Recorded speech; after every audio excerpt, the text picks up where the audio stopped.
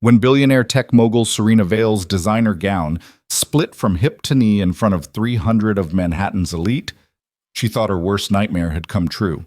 But the real shock came 30 seconds later, when a weary server with calloused hands and kind eyes stepped into that hallway with a sewing kit and changed everything.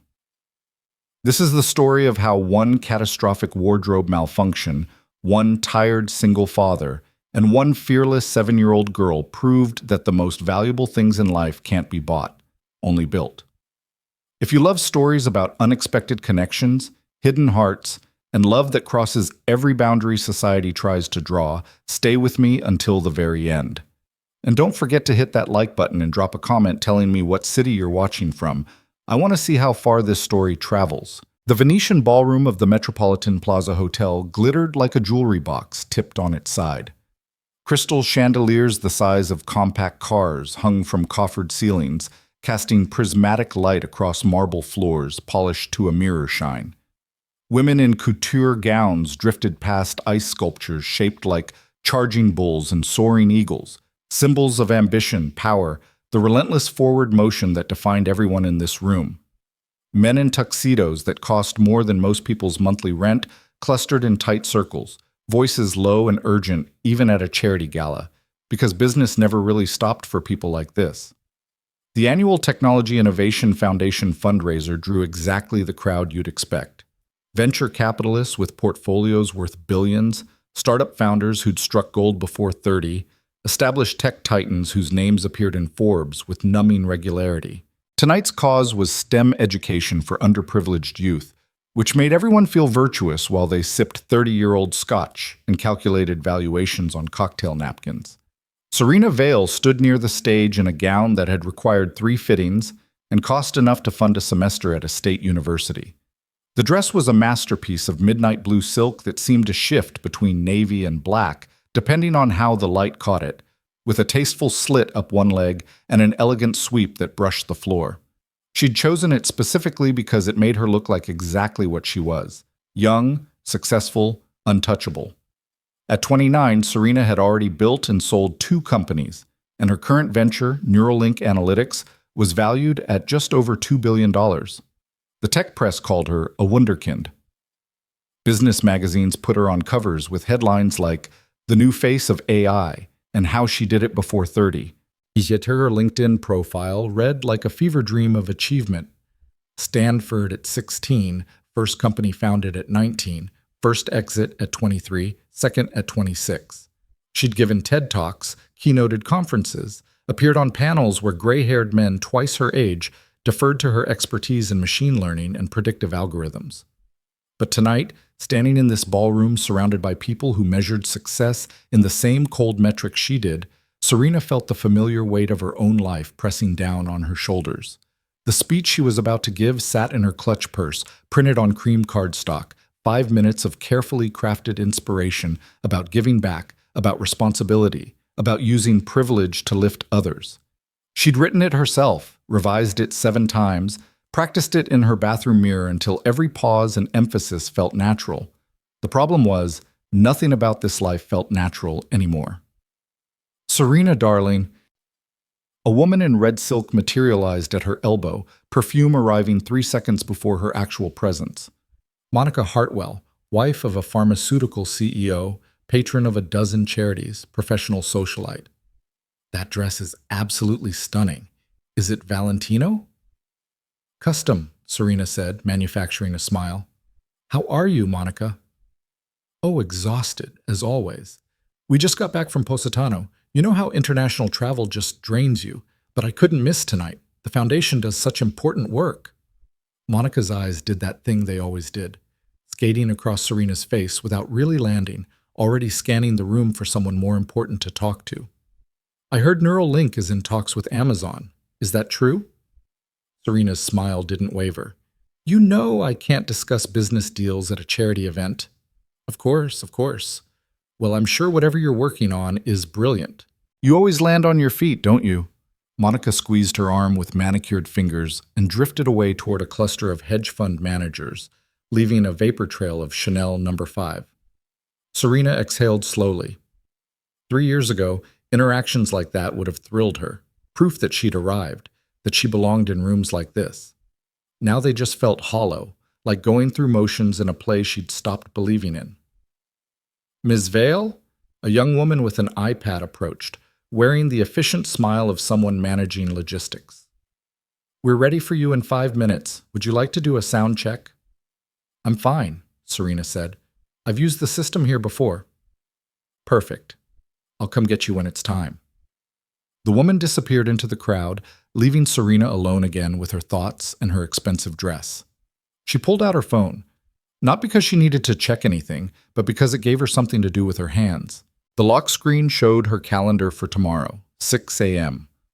Workout with her personal trainer, 8 a.m. meeting with her executive team, 10 a.m. call with investors, lunch meeting with a potential acquisition target, 2 p.m. with her publicist, 4 p.m. product review, dinner with a business contact who might lead to venture capital for her next expansion. Sunday looked similar. So did Monday, Tuesday. Every day stretching into a future that looked exactly like today, but with bigger numbers and higher stakes. When had her life become nothing but optimization? When had every hour become billable, every conversation transactional, every relationship a potential strategic advantage? "Excuse me, coming through?" A server slipped past her carrying a tray of champagne flutes, and Serena caught a glimpse of his profile. Tired eyes, a jaw tight with concentration, the careful posture of someone who'd been on their feet for hours and had hours still to go. He wore the same uniform as all the other servers, black pants and white shirt and black vest. But something about him stood out. Maybe it was the way he moved through the crowd like he was trying not to exist, or maybe it was the exhaustion written across his features that felt more honest than anything else in this room. Then he was gone, swallowed by the crowd of designers and diamonds. "Ladies and gentlemen, if I could have your attention, please." The foundation's executive director, a silver-haired man named Charles Pemberton, stood at the podium tapping the microphone. "We'll be starting our program in just a few moments. Please take your seats, and we'll begin with some remarks from our keynote speaker this evening." The crowd began its slow migration toward the rows of chairs arranged in front of the stage. Serena took a breath, straightened her shoulders, and prepared to step into the spotlight. This was what she was good at, presenting the perfect image, saying the right words, making people believe that success looked like confidence, and confidence looked like happiness. She'd taken 3 steps toward the stage when she felt it. The sensation was strange at first, a slight give in the fabric along her right hip, a loosening that shouldn't have been there. Then came the sound, soft but unmistakable. The whisper of stitches surrendering, of seams coming apart under stress they weren't built to withstand. Serena froze. Her hand flew to her hip and found the split, a gap in the silk that ran from her hip down toward her knee, exposing the skin beneath. For one crystalline moment, she thought maybe it wasn't as bad as it felt. Maybe she could still walk to the stage and no one would notice. Then she took another step, and the tear widened. The sound of ripping fabric in a quiet room is surprisingly loud. It's not a dramatic crash or a shattering. It's worse because it's subtle, intimate, the kind of sound that makes people turn and look and register exactly what's happening. Serena felt the dress give way in stages, the silk parting like water, the slit that had been elegant now extending into something catastrophic. She looked down and saw bare leg from hip to mid-thigh, saw the lining of her dress hanging loose, saw the delicate undergarments that were never meant to be visible to 300 people in evening wear. The conversations around her didn't stop, not immediately, but she felt the ripple of awareness spreading outward from where she stood, heads turning, eyes landing, mouths forming small O's of recognition and barely concealed delight, because this was the kind of moment that would be discussed for weeks, the kind of social catastrophe that reminded everyone why they were grateful not to be the center of attention. "Oh my God," someone whispered, a woman's voice dripping with false concern and real pleasure. "Is that Serena Vale? What happened to her dress? Did it just rip? In front of everyone?" Serena's face burned. Her heart hammered against her ribs so hard she thought it might crack them. This was it. The nightmare scenario she'd never quite articulated even to herself. Not failure in business, not a bad investment or a failed product launch. Those things she could control, could strategize around, could spin into learning experiences. But this? This was pure, uncontrollable humiliation, her body betraying her in the most public possible way. She wanted to disappear, wanted the marble floor to open up and swallow her whole, wanted to close her eyes and rewind 10 seconds, 5 seconds, any amount of time that would let her step differently, turn differently, exist differently. Instead, she clutched at the torn fabric with both hands and started walking, not toward the stage where Charles Pemberton was now staring at her with obvious concern, but toward the nearest exit. The crowd parted for her like she was radioactive. She felt their eyes tracking her movement, heard the whispers gaining volume and velocity, becoming the story that would live forever in the ecosystem of society gossip. Poor thing. That's mortifying. I heard those custom dresses cost $50,000. Well, clearly not well made. Did you see her face? She looked like she was going to cry. Serena pushed through a side door into a hallway that ran parallel to the ballroom. The noise of the gala muted immediately, replaced by the hum of air conditioning and the distant clatter of kitchen work.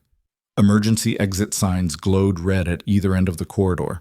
The walls were plain here, none of the ornamental molding or artwork that decorated the public spaces. This was where staff moved between the front of house and the back, where the machinery of hospitality ran on grease and hustle. She stumbled to a halt halfway down the hall, her hand still clutching the torn dress, her breathing ragged. The silk felt like it was still ripping even though she'd stopped moving, like the damage was spreading under its own momentum. She leaned against the wall and closed her eyes, fighting the burn of tears she absolutely refused to let fall. "Excuse me." Serena's eyes snapped open. The server from earlier stood a few feet away, the one with tired eyes and careful posture. Up close, she could see more details. Dark hair slightly too long, like he'd been meaning to get it cut for weeks but hadn't found time. A jaw shadowed with stubble that said he'd shaved this morning, but the evening shift had erased his efforts. Hands that looked strong despite the exhaustion radiating off him, fingers that weren't soft like the venture capitalists and tech executives inside that ballroom. "I'm sorry," she managed. "I'll move. I know staff needs to use this hall." "That's not—" He stopped, seeming to recalibrate. "I saw what happened in there. With your dress." Fresh humiliation flooded through her. Of course he'd seen. Everyone had seen. That was the whole point of a scene like that. It existed to be witnessed, to be talked about, to become a story strangers told each other about the dangers of pride and expensive clothing. "I'm fine," Serena said, even though fine was the last thing she was. The server's expression didn't change. He reached into his vest pocket and pulled out something small, a compact black case, the kind that might hold business cards. He opened it to reveal a needle, several colors of thread, small scissors, safety pins. "I can fix it," he said simply. Serena stared at the sewing kit like it was a grenade. "What?" "Your dress. I can sew it back together. It won't be perfect, but it'll hold long enough for you to get through whatever you need to do in there." He gestured toward the ballroom with his chin. "You're a server," Serena said, then immediately regretted how it sounded, like she was questioning his credentials, his competence, his right to exist in her orbit. But the words were already out, hanging in the air between them. "I'm also a father," he said, with the patience of someone who'd explained this before. "And kids rip clothes constantly. You learn to fix things or you go broke buying new ones every week." Something about his tone cut through Serena's panic. He wasn't offering out of pity or awkwardness or because he wanted something from her. He was offering because he had a skill and she had a problem, and solving problems was apparently just what he did. "I don't," she started, then stopped. What was she going to say? That she didn't need help? That was obviously a lie. That she could handle this herself? With what supplies exactly? She hadn't brought anything to this gala except her phone, her speech, and a credit card that wouldn't help her one bit right now. "Look," the server said, "I know you don't know me, and you have zero reason to trust me. But I promise I'm not trying to pull anything. I have about 6 minutes left on my break, you need help, and I have the tools. That's all this is." Serena looked at him, really looked at him, saw the dark circles under his eyes that spoke of too many long shifts and not enough sleep, saw the way he held himself, straight-backed, despite obvious exhaustion, saw something in his expression that she hadn't encountered in so long she'd almost forgotten it existed. Straightforward kindness with no agenda attached. Okay, she heard herself say. Yes. Thank you. He nodded once, quick and efficient, then gestured to a door a few feet down the hall. Supply closet. It'll be more private than standing out here where anyone could walk by. They moved to the closet, which turned out to be larger than expected, stocked with spare linens and cleaning supplies, with enough room for both of them without crowding. The server propped the door open with a box of paper towels, letting hallway light spill in while maintaining a clear line of sight to anyone passing by. A simple gesture, but one that acknowledged the strangeness of the situation, the potential awkwardness, the need for propriety even in crisis. "I'm Caleb, by the way," he said, kneeling down to examine the torn seam. "Caleb Turner." "Serena Vale." The name felt strange in her mouth without the qualifiers. No CEO, no founder, just her name like she was a person instead of a brand. "I know," Caleb said without looking up. "Saw your face on the program. You're tonight's speaker." Was tonight's speaker, Serena corrected, watching as he threaded a needle with dark blue thread that nearly matched her dress. "I'm pretty sure they've moved on to Plan B by now." "Maybe. Or maybe you get in there and make the speech anyway." He glanced up at her, just for a second. "Seems like a waste to let a wardrobe malfunction erase whatever you came here to say." He had no idea what he was asking. Walking back into that room after what had just happened, facing all those eyes, all that judgment, all those people who'd watched her fall apart, it felt impossible. Caleb's hands moved with surprising speed and precision, gathering the torn edges of the silk, aligning them carefully. "This is going to take a few minutes. You might want to hold still." Serena pressed her back against the wall, acutely aware of how bizarre this situation was. An hour ago, she'd been preparing to address a ballroom full of influential people. Now she stood in a supply closet while a stranger sewed her dress back together. If someone had described this scenario to her yesterday, she would have laughed at the absurdity. "How long have you worked here?" she asked, because the silence felt too heavy, and watching him work made her uncomfortable in ways she couldn't quite name. "At the Metropolitan? 3 years. His hands kept moving, needles sliding through fabric with practiced ease. "I work events mostly. Weddings, galas, corporate parties. Pays better than restaurant shifts." "Do you enjoy it?" Caleb's mouth quirked in something that wasn't quite a smile. "It pays my rent and feeds my kid. Enjoyment is sort of a luxury." The words landed harder than he probably meant them to. Serena thought about her own relationship with work, the way she'd built her entire identity around achievement, around success measured in funding rounds and market share and Forbes lists. When was the last time she'd done something just because she enjoyed it? When was the last time she'd had that option? "Your daughter," Serena said, remembering what he'd mentioned earlier. "How old is she?" 7, Mia. Something softened in his voice when he said the name, a tenderness that transformed his whole face for just a moment. "She's the reason I'm good at this. Kids and dress-up games, you know? Last month she decided her stuffed elephant needed a ball gown made out of my old t-shirts. I spent 2 hours figuring out how to make it work." Despite everything, the humiliation, the anxiety, the surreal strangeness of this moment, Serena felt herself smile. "Did it work?" Mr. Peanuts looked fabulous. Caleb's expression carried genuine pride. "She wore him to school for show and tell, told everyone her dad was a fashion designer." "That's adorable." "That's Mia. She's got this way of turning everything into magic. I've got no idea where she gets it from, but I'm grateful for it every day." He finished one section of stitching and moved to another part of the tear, his movements efficient but never rushed. "What about you? Any kids?" "No," Serena said, the word coming out sharper than she intended. Then, softer. "No time for that kind of thing." Caleb glanced up at her again, and this time his gaze held for an extra second. Not judgment, exactly, but something like curiosity. "Everyone's got time for the things they prioritize." "Is that a criticism?" "No, just an observation." He returned his attention to the dress. "I'm not in a position to criticize anyone's life choices. I'm literally sewing a stranger's dress in a closet during my break." "You didn't have to do this," Serena said quietly. "I know." He tied off a stitch, snipped the thread with small scissors. "But you looked like you needed help, and I could help, so here we are." The simplicity of it stunned her. In Serena's world, every action came with calculations, cost-benefit analysis, strategic positioning, relationship capital. People helped because they wanted something in return, because it served their interests, because networking and reciprocity were the currencies that mattered. But Caleb Turner had stepped into this hallway, pulled out a sewing kit, and offered assistance with apparently zero expectation of reward. "You're very good at this," she said, watching his hands work. "The sewing, I mean. Practice. Also YouTube tutorials. You can learn pretty much anything these days if you're willing to watch enough videos." He smiled slightly. "Mia keeps me on my toes. Last week she came home from school convinced she needed to learn origami. We spent Saturday folding paper cranes until my fingers cramped." "Sounds exhausting." "It is."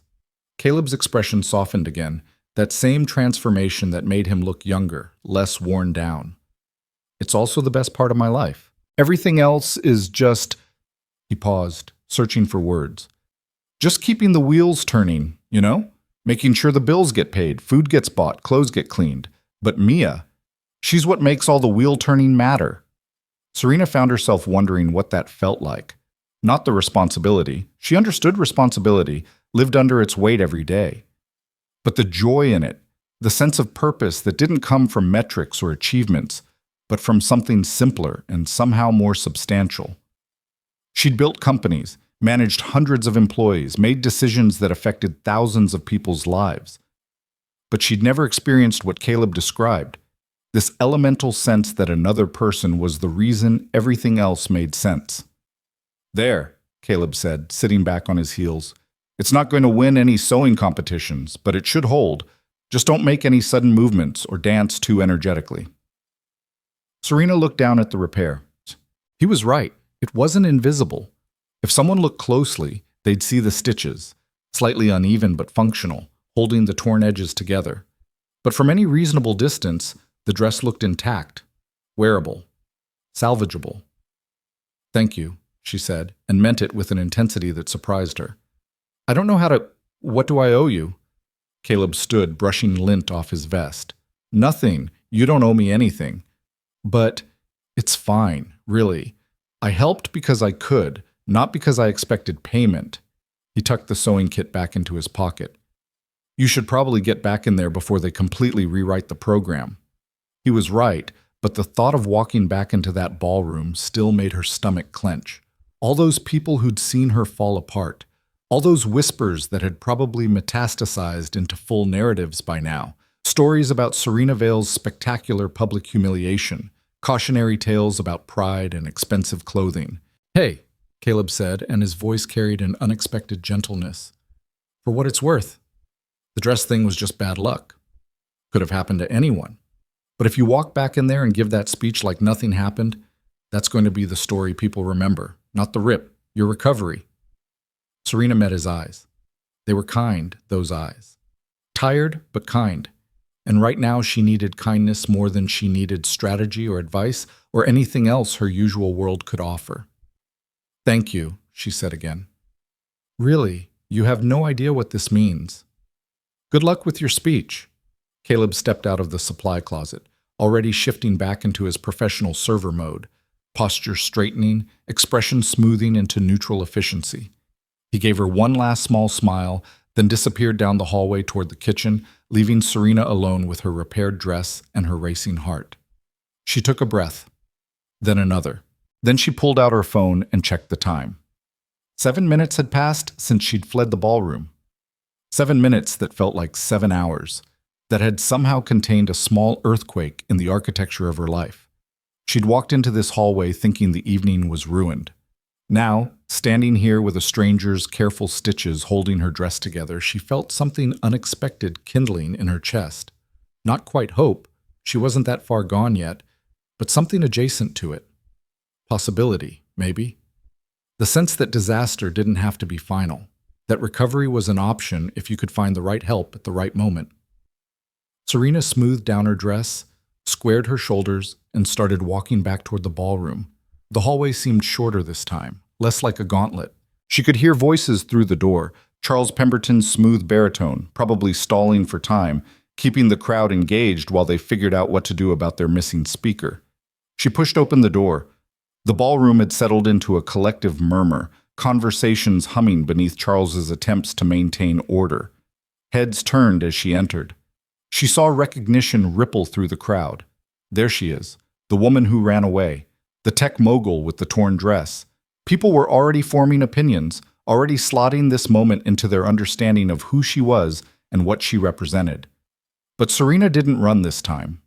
She walked straight down the center aisle, her head high, her spine straight, feeling each step through Caleb's careful stitches. They held. The dress held. She held. Charles saw her coming and relief flooded his features. He leaned away from the microphone as she climbed the 3 steps to the stage. "Are you sure you're okay?" he whispered. "I'm sure," Serena said, and realized she meant it. She stepped up to the podium. 300 faces stared back at her, some curious, some sympathetic, some still carrying traces of that earlier schadenfreude. She could feel them waiting to see how she'd handle this, whether she'd acknowledge the elephant in the room or pretend it had never happened. Serena pulled her speech notes from her clutch, then set them aside. Whatever she'd written earlier, whatever carefully crafted message she'd prepared, it felt wrong now, inadequate. This moment required something different, something more honest. "Good evening," she began, and her voice came out steadier than she'd expected. "I'm Serena Vale, and about 10 minutes ago, I had what I think we can all agree was a pretty spectacular wardrobe malfunction." A ripple of laughter ran through the crowd. Not cruel laughter, genuinely amused, almost relieved, like she'd given them permission to acknowledge the obvious. "I could pretend it didn't happen," Serena continued. "I could read you the speech I prepared about innovation and responsibility and giving back to communities. And maybe I'll still hit some of those points. But first, I want to tell you about something that just happened that I think matters more than anything I'd planned to say." She gripped the edges of the podium. "When my dress tore, I ran. I was humiliated and scared, and I just wanted to disappear. But in that hallway, someone helped me. Someone with absolutely no reason to care about my problem. Someone who gains nothing from my success or failure. Someone who was on his break after hours of work and chose to spend 6 minutes of that break sewing my dress back together." Serena paused, letting that sink in. We talk a lot in tech about disruption and innovation and changing the world. But you know what changed my world tonight? Simple, uncomplicated kindness from someone who saw a problem he could solve and just solved it. No networking, no favors asked, no strategic positioning, just help, freely given. She could see faces in the crowd shifting, people leaning forward slightly, the cynical glaze in some eyes starting to crack. "I came here tonight to talk about our responsibility as successful people to lift others up," Serena said. "But I almost missed the most important part of that message. We don't lift people up through grand gestures or check writing, though those things matter too. We lift people up by seeing them, by recognizing that the server bringing your champagne might be the most capable person in this room when it comes to the skills that actually matter for human connection, by understanding that dignity and competence aren't determined by net worth or job title."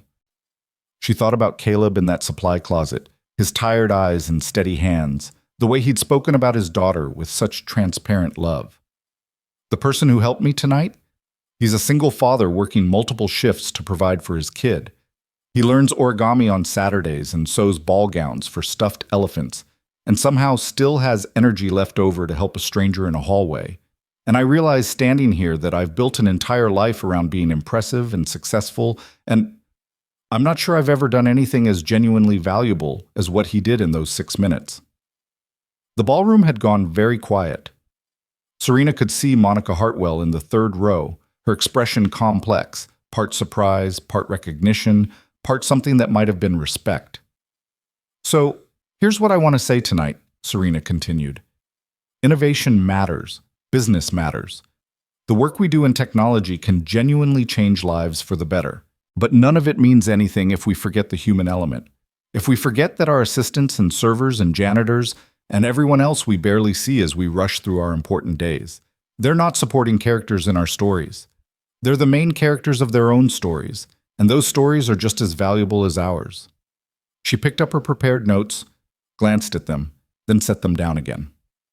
I was going to tell you about Neuralink's new education initiative. We're partnering with public schools in underserved communities to provide AI literacy programs and coding boot camps. It's a $15 million commitment over 3 years, and that's important work that I'm proud of. But I'm prouder of the fact that I got help tonight from someone who had no reason to help me except basic human decency. And I want to build a world where that kind of kindness isn't remarkable, it's normal, where we measure success not just by how much we achieve, but by how much we see and support and lift up the people around us at every level. Serena took a breath. The foundation does incredible work providing STEM education to kids who might not otherwise have access to it. Please donate generously tonight. Help us build pipelines and opportunities for young people who have the talent, but not the resources. And then tomorrow, when you're back in your offices and boardrooms, maybe take a moment to actually see the people who keep your world running. Learn their names, acknowledge their competence, recognize their humanity. Because here's what I learned tonight. The most sophisticated algorithm in the world can't replicate what one person with a sewing kit and genuine compassion can do in 6 minutes. And maybe that's the lesson all of us in tech most need to learn. She stepped back from the podium. For a moment, nothing happened. Then someone started clapping, a single pair of hands somewhere in the middle of the room, then another. Then the applause built like a wave, rolling through the ballroom until all 300 people were on their feet. Serena stood on that stage and felt something cracking open inside her chest. Not relief exactly, though there was that. Not triumph, though she'd clearly stuck the landing on a speech that could have gone disastrously wrong. What she felt was something more fundamental, a shift in perspective that made everything she'd thought she knew about success suddenly look different. Charles appeared at her elbow, beaming. "That was incredible," he said as she descended the stage. "Powerful and authentic and exactly what this crowd needed to hear." "Thank you," Serena said automatically, but her mind was already elsewhere. She moved through the post-speech chaos, people wanting to shake her hand, donors pledging money, business contacts asking for meetings, with the efficiency of long practice. She smiled and nodded and promised to follow up, but the whole time she was scanning the room for one person. She found him 20 minutes later near the service entrance, standing with 3 other servers as they compared notes about table assignments. Caleb looked even more tired than before, the kind of exhaustion that settles into bones, but he was listening intently to something a younger server was saying, nodding thoughtfully. Serena approached, suddenly nervous in a way she hadn't been nervous in years. "Excuse me." Caleb turned and his eyes widened slightly when he saw her. "Oh, hey, how'd the speech go?" "Good, actually, thanks to you." She felt acutely aware of the other servers watching this interaction, trying to figure out what was happening. "Do you have a minute?" Something flickered across Caleb's face, caution maybe, or confusion, but he nodded. "Sure. My shift ends in 10 minutes anyway." They walked a short distance away from the service entrance, finding a relatively quiet corner near the coat check. The ballroom noise was muted here, reduced to a pleasant hum. "I wanted to thank you again," Serena said, "for helping me earlier. You saved me from what could have been the worst night of my life." "I sewed a dress," Caleb said with a slight smile. "Let's not oversell it." "You did more than that." Serena struggled to find words that didn't sound completely ridiculous. "You reminded me that people can just be kind, without wanting anything. I realize how depressing it is that I needed that reminder, but I did." Caleb's expression softened. "You're welcome. Really. I'm glad it worked out." "I mentioned you in my speech." Serena saw surprise flash across his face. "Not by name," she added quickly, "but I told everyone what you did, about the sewing kit and the 6 minutes and just helping." "You didn't have to do that." "I wanted to. It mattered to me. You mattered." She stopped, feeling heat rise in her cheeks. "What you did mattered to me." They stood there for a moment, and Serena became aware of how strange this must look to anyone watching. The keynote speaker cornering a server after her speech, both of them standing too close, talking too intently. "Can I ask you something?" Caleb said. "Of course." "Why are you still here?" His tone was gentle, curious rather than accusatory. "I mean, you gave your speech, did your thing. You could have left an hour ago, but you've been walking around schmoozing with donors and shaking hands like you're running for office." Serena blinked. That's what you do at these events." But do you want to be doing it? The question landed like a stone in still water, ripples spreading outward. Did she want to be here? When was the last time she'd asked herself that? When was the last time want had factored into any of her decisions? I don't know, she admitted. I'm good at it. It's expected. And there's always someone else to talk to, another connection to make. Sounds exhausting. It is. The honesty surprised her, but it's also just what my life is. Has been for years. Caleb studied her face for a long moment. You want to know what Mia asked me last week? She said, Daddy, when you dream about stuff, do you dream about real things or magic things? And I told her I mostly dream about magic things, flying and superheroes and living in castles. And she said that was good because real thing dreams are boring. Smart kid.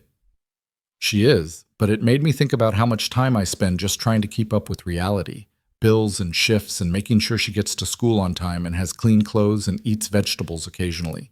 I stopped dreaming about magic things years ago. He paused.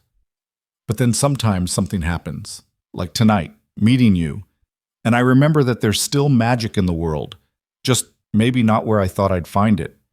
Serena's heart did something complicated in her chest. Where did you think you'd find magic?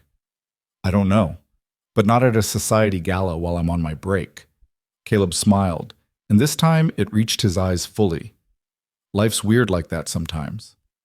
Yeah, Serena agreed softly. It really is. Someone called Caleb's name from across the hall, another server gesturing impatiently. He glanced over, then back at Serena. I should go. We're doing final cleanup. Right, of course. She didn't want him to go, which was absurd. She barely knew this person. They'd spent maybe 15 minutes together total, but something about his presence made her feel more grounded than she'd felt in months, maybe years. It was really nice meeting you, Caleb said. And I'm glad your speech went well. You deserved that after the dress thing. Wait, Serena said before she could stop herself. This is going to sound crazy, but could I buy you coffee sometime? To thank you properly? Caleb's eyebrows rose. You really don't need to do that.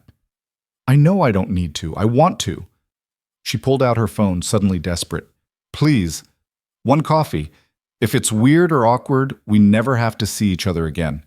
But I'd like to talk to you more. Learn about Mia and the origami and what it's like to have magic thing dreams. For a long moment, Caleb just looked at her. Serena could see him thinking, weighing, trying to figure out if this was real or some kind of elaborate power play he didn't understand. She wanted to tell him it was neither. It was just a moment of connection she didn't want to lose, an unexpected conversation she wanted to continue. Okay, he finally said. Coffee.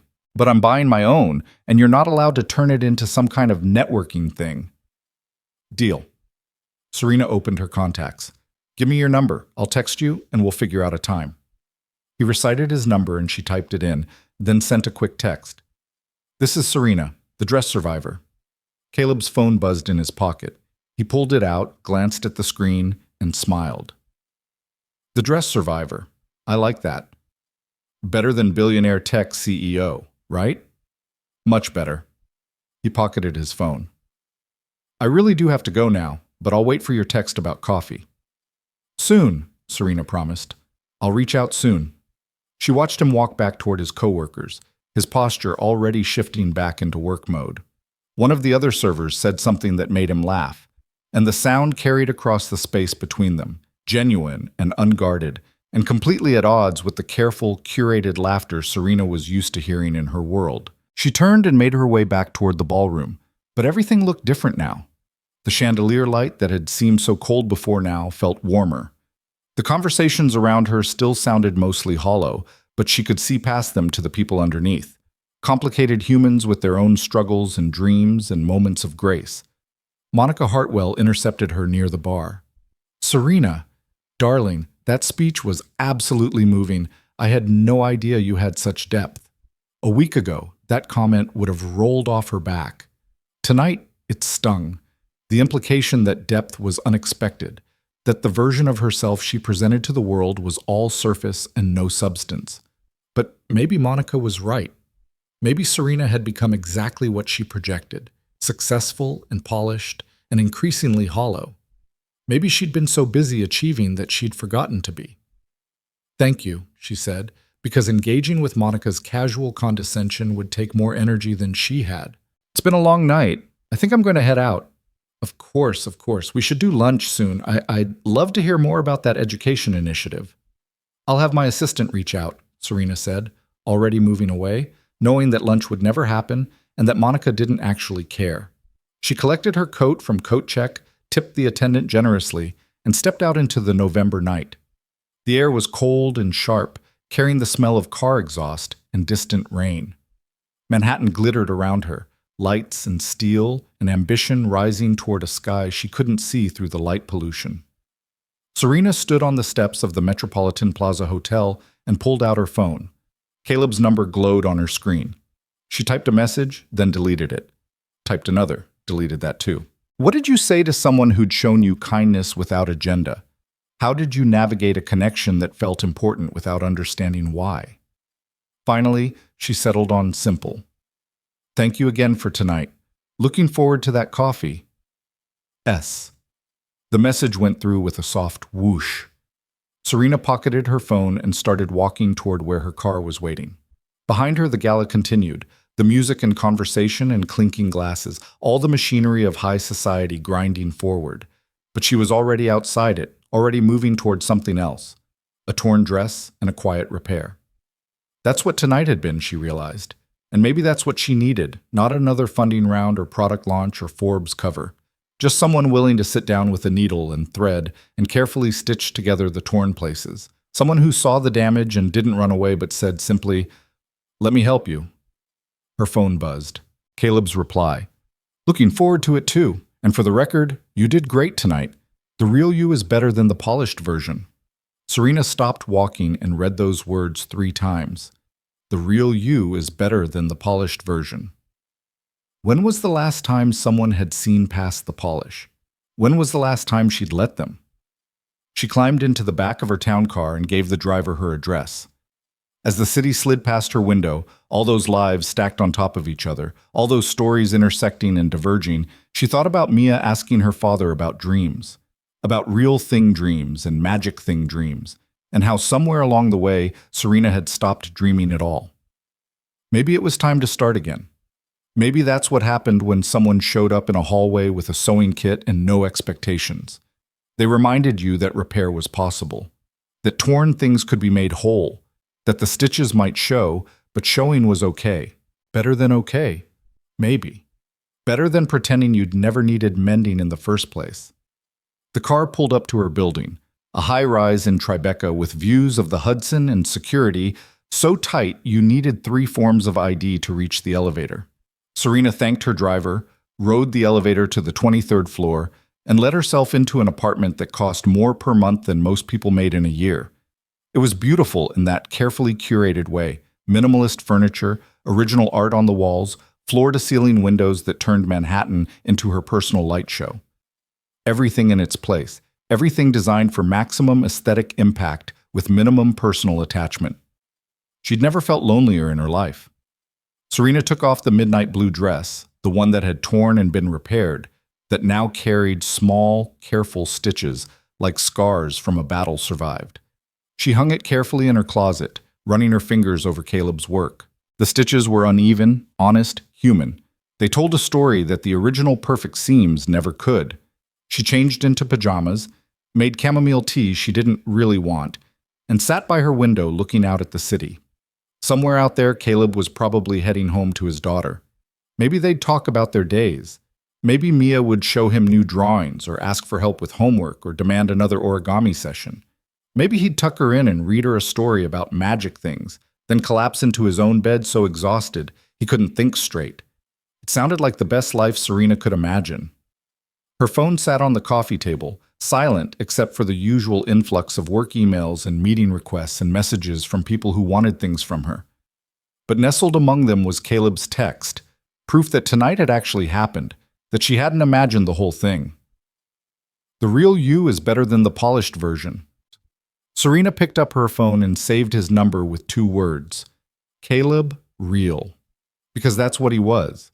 Real in a way nothing else in her life felt real anymore. And maybe that's what she needed to find her way back to herself. Someone who didn't care about her net worth or her achievements or the careful image she'd constructed over years of strategic self-presentation. Someone who just saw a person with a torn dress and thought, I can fix that. Tomorrow she'd go back to being Serena Vale, tech mogul, CEO, thought leader. She'd sit in meetings and make decisions and move numbers around until they looked the way investors wanted them to look. She'd be successful and driven and exactly what everyone expected. But tonight, just for tonight, she let herself be the dress survivor, the woman who'd run away and been helped, the person who'd forgotten how to dream about magic things and met someone who reminded her it was possible.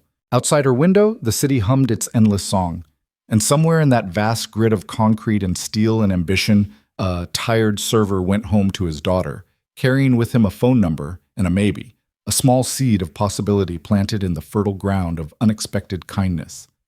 The torn dress hung in Serena's closet, its careful stitches holding. And for the first time in longer than she could remember, Serena thought maybe she could hold too. The text came 3 days later on a Tuesday morning when Serena was in back-to-back meetings about Q4 projections and the upcoming product launch. Her phone buzzed during a presentation about user acquisition costs, and she glanced down to see Caleb's name on her screen. Coffee this weekend? Sunday afternoon is the only time I have free. Fair warning, it comes with a 7-year-old chaperone. Mia doesn't have school, and my usual sitter is out of town. Completely understand if that's a deal breaker. Serena stared at the message while her CFO droned on about conversion rates and customer lifetime value. A week ago, she would have said yes to coffee, but no to the child. Too complicated, too much potential awkwardness, too far outside her comfort zone. But something had shifted that night in the hallway. Some calculus had changed in ways she was still trying to understand. She typed back, Sunday works. Where should I meet you? The response came quickly. Riverside Park, 72nd Street entrance, 2 p.m. We usually do the playground and then get hot chocolate. Very glamorous, I know. Serena smiled despite herself. Sounds perfect. See you then. Her assistant Jennifer materialized at her elbow with an iPad full of scheduling conflicts. You have the investors' dinner Sunday evening. Should I confirm? Cancel it, Serena said, surprising herself. Tell them something came up. Jennifer's eyebrows climbed toward her hairline. Serena Vale didn't cancel on investors. She rescheduled continents if necessary, but she didn't cancel. Are you sure? I'm sure. Please send my apologies and suggest we reconvene next week. As Jennifer retreated, looking vaguely concerned, Serena turned her attention back to the meeting. But her mind kept drifting to Sunday, to a park and a playground and a 7-year-old she'd never met. What did you wear to something like that? What did you talk about? How did you interact with someone else's child when your entire life had been structured to avoid exactly that kind of messy, unpredictable human connection? By Friday, Serena had changed her outfit 4 times. She stood in her bedroom surrounded by discarded options. Too formal, too casual, too obviously expensive, too much like she was trying too hard. Finally, she settled on dark jeans, ankle boots, a cream sweater, and a navy jacket that looked effortless even though it had cost $800. She pulled her hair into a ponytail and skipped the makeup beyond mascara and lip balm. The woman in the mirror looked younger than usual, more uncertain, almost nervous. You're being ridiculous, she told her reflection. It's coffee with someone you barely know and his kid. Not a business deal, not a life-changing moment, just coffee. But her reflection didn't look convinced. Sunday arrived cold and bright, November sun cutting through bare tree branches as Serena made her way uptown. She'd dismissed her driver for the afternoon and taken the subway instead, a small rebellion against her usual insulation from the city. The train was crowded with weekend travelers, families heading to museums, couples with shopping bags, teenagers in clusters laughing at something on someone's phone. Normal life, Serena thought. This is what normal life looks like. She emerged at 72nd Street and walked toward the park entrance Caleb had mentioned. Riverside Park stretched along the Hudson River, a ribbon of green space where joggers and dog walkers and families coexisted in the complicated choreography of shared public space. The trees were mostly bare now, their branches sketching patterns against the sky, but the afternoon light made everything look softer, gentler. Caleb stood near a bench, easy to spot in a gray hoodie and jeans, his hands shoved in his pockets. Next to him, a small figure in purple leggings and a pink jacket that seemed 3 sizes too big, bounced on her toes with the barely contained energy that only 7-year-olds possess. Her dark hair was pulled into 2 ponytails that bobbed as she moved, and even from 30 feet away, Serena could see the bright curiosity in her eyes. "Hey," Caleb said as Serena approached. His smile was warm, but carried a hint of nervousness that matched her own. "You made it." "Serena, this is my daughter, Mia. Mia, this is my friend Serena." "Friend." The word hung in the air between them, simple and complicated at once. Mia tilted her head back to look up at Serena, studying her with the unabashed directness of childhood. "You're really tall." "Mia," Caleb said with practiced patience, "what do we say about commenting on people's appearance?" "That everyone looks different and that's okay," Mia recited dutifully, then grinned. "But she is tall, Daddy. That's not mean. That's just true." Despite herself, Serena laughed. "She's right. I am tall, 5'9" in bare feet, and I wear heels a lot for work, so I'm used to being the tallest person in most rooms." "What kind of work do you do?" Mia asked. Caleb shot Serena an apologetic look. "Sorry, she's in an asking questions about everything phase." "It's fine," Serena said, crouching down so she was closer to Mia's eye level. "I work with computers. I help companies figure out how to use technology to solve problems." "Like a superhero, but with computers?" "Kinda like that, yeah." Mia considered this, her expression serious. "My daddy works really hard, too. He brings food to people and cleans up after them, and sometimes he comes home so tired he falls asleep on the couch before dinner." "Mia," Caleb said, his voice tight with embarrassment. But Serena just smiled. "That does sound like really hard work. Your dad must be very strong." "He is!" Mia's face lit up. "He can carry me even when I'm being super heavy on purpose, and he fixes everything that breaks. And he makes really good pancakes on Saturdays." She paused.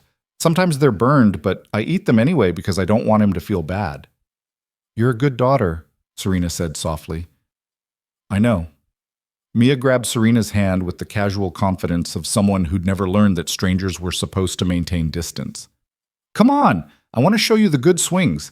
Some of them are too little kid, but there's one that goes really, really high." Before Serena could respond, she was being towed across the grass toward the playground, Caleb trailing behind them with an expression caught between amusement and mortification. "Sorry," he called. "She's not usually this forward with new people. I think she's decided you're safe." "How does she decide that?" Serena asked, struggling to keep up with Mia's determined march. "No idea. Kid instinct, maybe. She's got pretty good radar for people." The playground was exactly what you'd expect in a well-maintained New York park. Colorful equipment, rubber safety surfacing, parents scattered on benches looking at their phones while keeping one eye on their children. Mia dragged Serena to a swing set and pointed imperiously at the seat. "You have to try it. It's the best one." "I haven't been on a swing in probably 20 years, Serena said. "Then you really need to try it." Mia's logic was unassailable. Serena glanced at Caleb, who shrugged. "Fair warning, once Mia decides something is important, she's relentless." "I can see where she gets it," Serena said, thinking of how Caleb had insisted on helping her despite her initial protests. She sat down on the swing, gripping the chains. The metal was cold through her jacket. "Okay, now what?" "Now you swing." Mia climbed onto the swing next to her and immediately started pumping her legs, gaining height with each arc. "You have to lean back and kick your legs out and then pull them in, like this." Serena tried to follow Mia's instructions, feeling absurdly self-conscious. When was the last time she'd done something this simple, this purposeless? She couldn't remember. Her days were scheduled in 15-minute increments, every action serving some strategic goal. But swinging on a playground? That served nothing except the pure physical pleasure of movement, of momentum, of letting gravity and force carry you up and back, up and back. "You're doing it!" Mia shouted, her ponytail streaming behind her. "Go higher!" So Serena went higher. She leaned back and kicked and pulled, and suddenly she was soaring, the world tilting and riding with each swing. The cold air stung her cheeks and made her eyes water. Her stomach did that flip-flop thing she remembered from childhood. And something loosened in her chest, some knot of tension she'd been carrying for so long she'd forgotten it was there. From his position near the swings, Caleb watched them with an expression she couldn't quite read.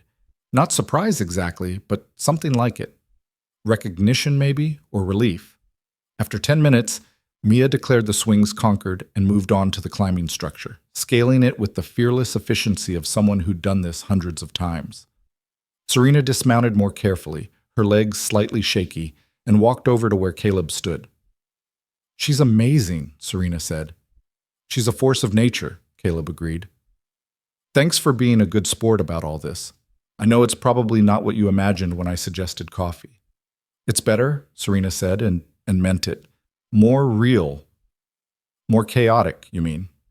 "That too." She watched Mia hang upside down from a bar, her jacket riding up to expose her stomach, her face turning pink with exertion. "Does she always have this much energy?" "Always. Sometimes I think she runs on some kind of perpetual motion machine. Meanwhile, I'm exhausted by 8 p.m. and she's still bouncing off walls." Caleb's voice carried equal parts exhaustion and love. "Her mom used to say Mia was revenge for all the trouble I caused as a kid." It was the first time he'd mentioned Mia's mother. Serena wanted to ask, wanted to understand the shape of Caleb's life, the spaces where pain lived alongside joy, but something in his expression suggested now wasn't the time. "Look, Daddy, I'm a monkey." Mia swung from bar to bar, her movements sure and quick. "I see you. Very impressive," Caleb called back, then quieter to Serena. "She's been working on that for weeks. Last month she could barely reach the bars." "How do you do it?" The question escaped before Serena could stop it. The single parent thing, working multiple jobs and still showing up for her like this. Caleb was quiet for a moment, watching his daughter play. "You just do. There's no other option, you know. She needs me, so I figure it out. Some days I figure it out better than others." He turned to look at Serena. "I'm guessing you don't have kids." "No, never seemed like the right time, and then suddenly I was 29 and had built a life that doesn't really have room for that kind of thing." "Do you want them? Kids, I mean." Serena considered the question, really considered it instead of giving the automatic response she usually offered at business dinners when the topic came up. "I don't know. A week ago, I would have said no without thinking, but watching Mia, watching how you are with her, it makes me wonder what I've been optimizing my life for exactly." "Daddy, Serena, come see!" Mia had abandoned the climbing structure and was now crouched near a tree, examining something on the ground with intense focus. They walked over to find her studying a line of ants carrying crumbs toward a hole in the tree's roots. Her expression was pure concentration, her commentary a steady stream of observations. "Look how they all know where to go. Do you think they have a boss ant telling them what to do?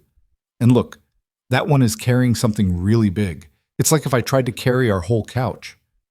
That ant is super strong." Serena knelt down beside her, ignoring the damp ground seeping through her expensive jeans.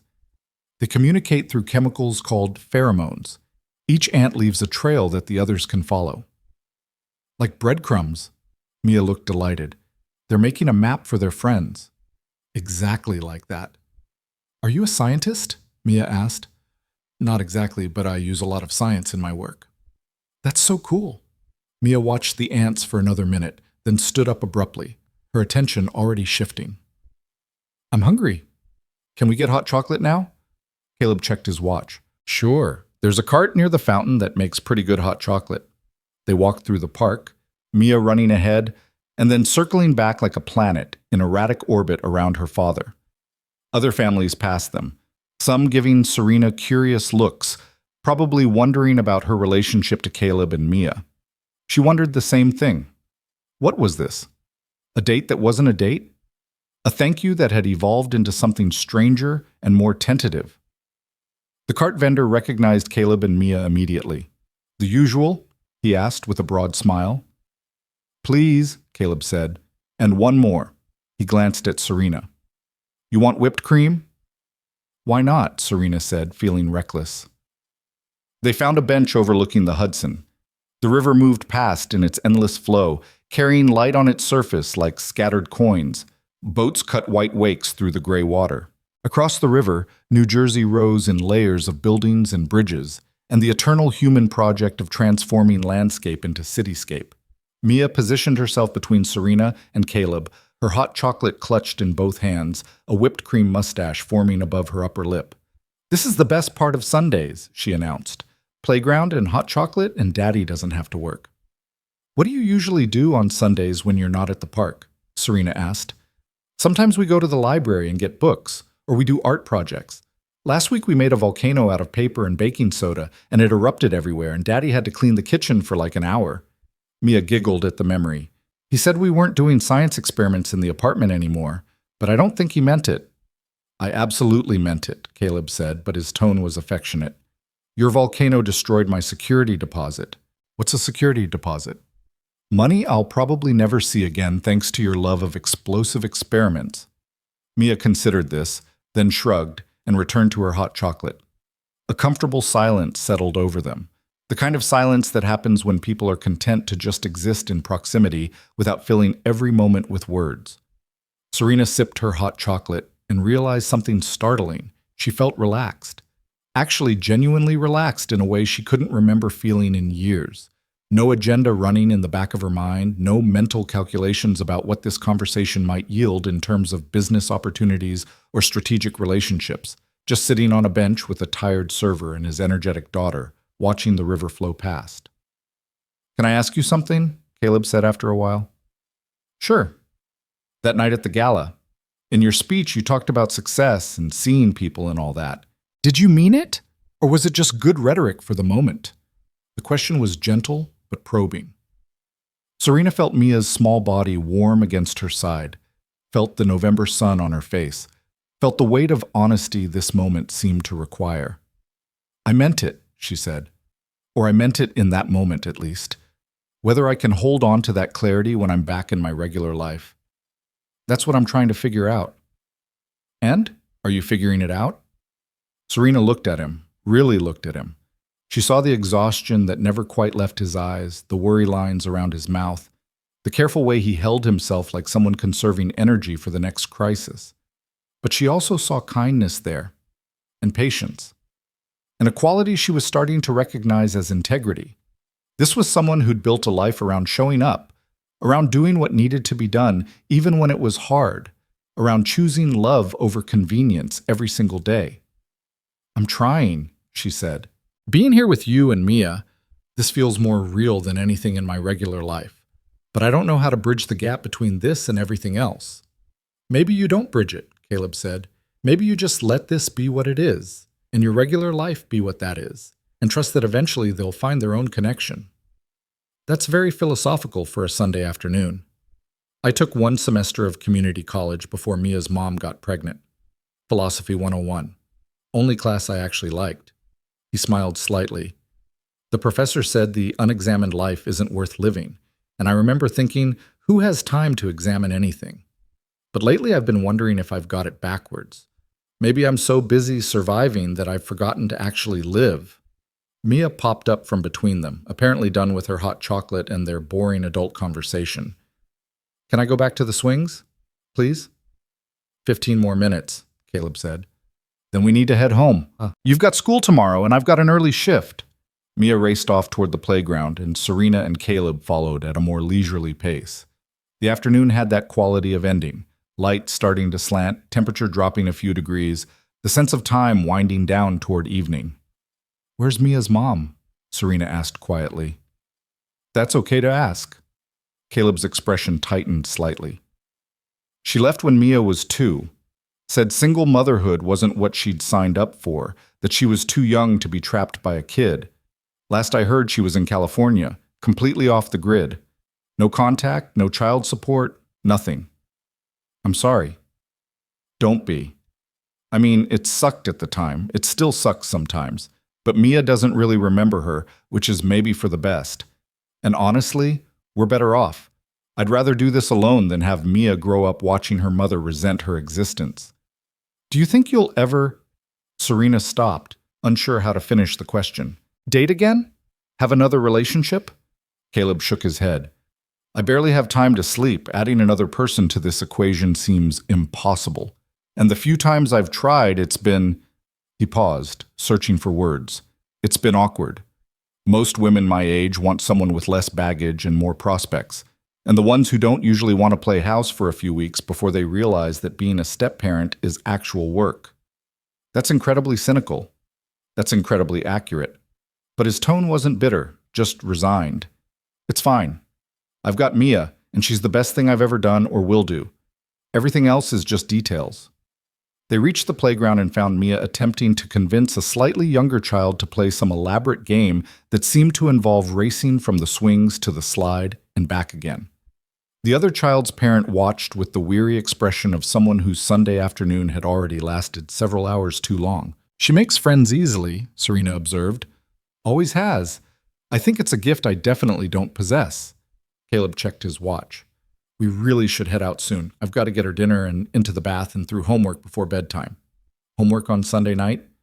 Reading log, 20 minutes a day, and she's behind because someone convinced me we needed to spend 2 hours yesterday building a fort out of couch cushions instead of reading. Sounds like someone has excellent priorities. Someone is going to be exhausted in school tomorrow, is what someone is going to be. But Caleb's smile suggested he didn't actually regret the fort. Mia protested the departure with impressive vigor, but Caleb held firm with the practiced patience of someone who'd had this negotiation hundreds of times. Eventually, they got her moving in the direction of the park exit, though she insisted on walking backwards so she could keep watching the playground as long as possible. This was really nice, Serena said as they reached the street. Thank you for including me in your Sunday ritual. Thank you for being so good with Mia. She's already planning our next adventure, I can tell. I like her. She's genuine in a way most adults I know aren't. That's kids for you. They haven't learned to hide who they are yet. Caleb paused, seeming to wrestle with something. Look, I know you're busy with your actual life, so if this was just a one-time thing, a nice afternoon, and then back to reality. I get it. No hard feelings. Serena felt something twist in her chest.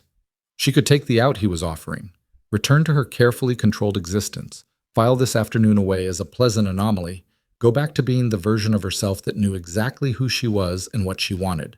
But she didn't want to. Can I see you again? She asked. Both of you.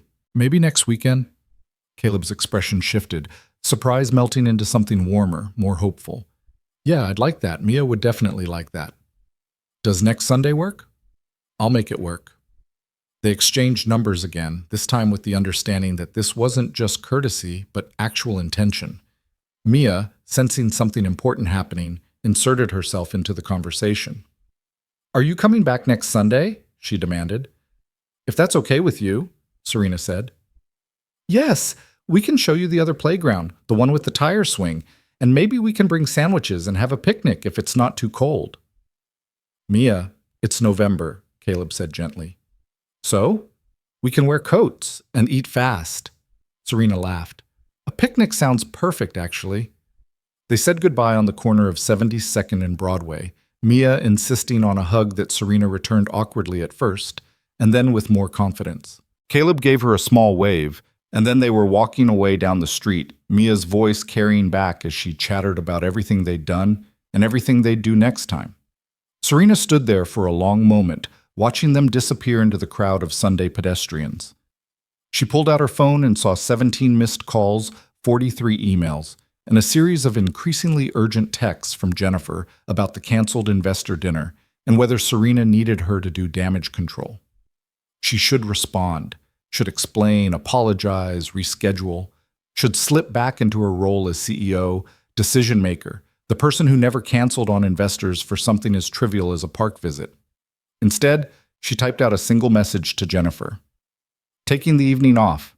Handle anything urgent and we'll regroup tomorrow morning. Then she turned off her phone entirely. The subway ride home felt different than the journey up. Serena sat wedged between a woman with shopping bags and a teenager with headphones, and instead of feeling claustrophobic or impatient, she found herself studying the other passengers. All these people with their own lives, their own Sundays, their own complicated networks of love and obligation and small moments of joy. How often had she traveled through the city treating everyone as background noise, as obstacles between her and wherever she needed to be? When had she stopped seeing people as people and started seeing them as categories. Useful, not useful, worth her time, not worth her time.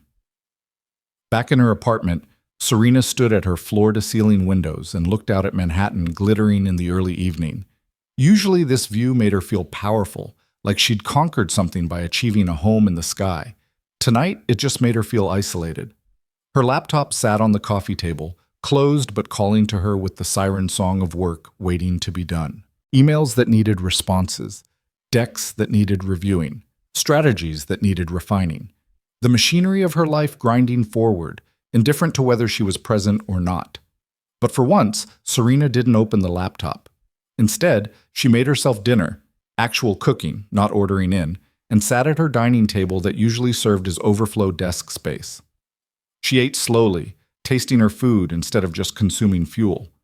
She thought about Mia's ant observation, about Caleb's quiet strength, about swing sets and hot chocolate, and the strange luxury of an afternoon with no agenda. Her phone, when she finally turned it back on, exploded with notifications. But buried among them was one new text from Caleb.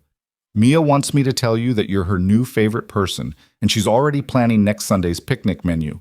Also, I had a really good time today. Thanks for showing up. Serena typed back, I had a good time too. Tell Mia I'm honored to be her favorite. And Caleb, thank you for letting me into your Sunday. It meant more than you probably realize. She sent the message and sat back, watching the city lights blur in through the windows. Somewhere out there, Caleb was probably reading to Mia, or helping with homework, or negotiating bedtime.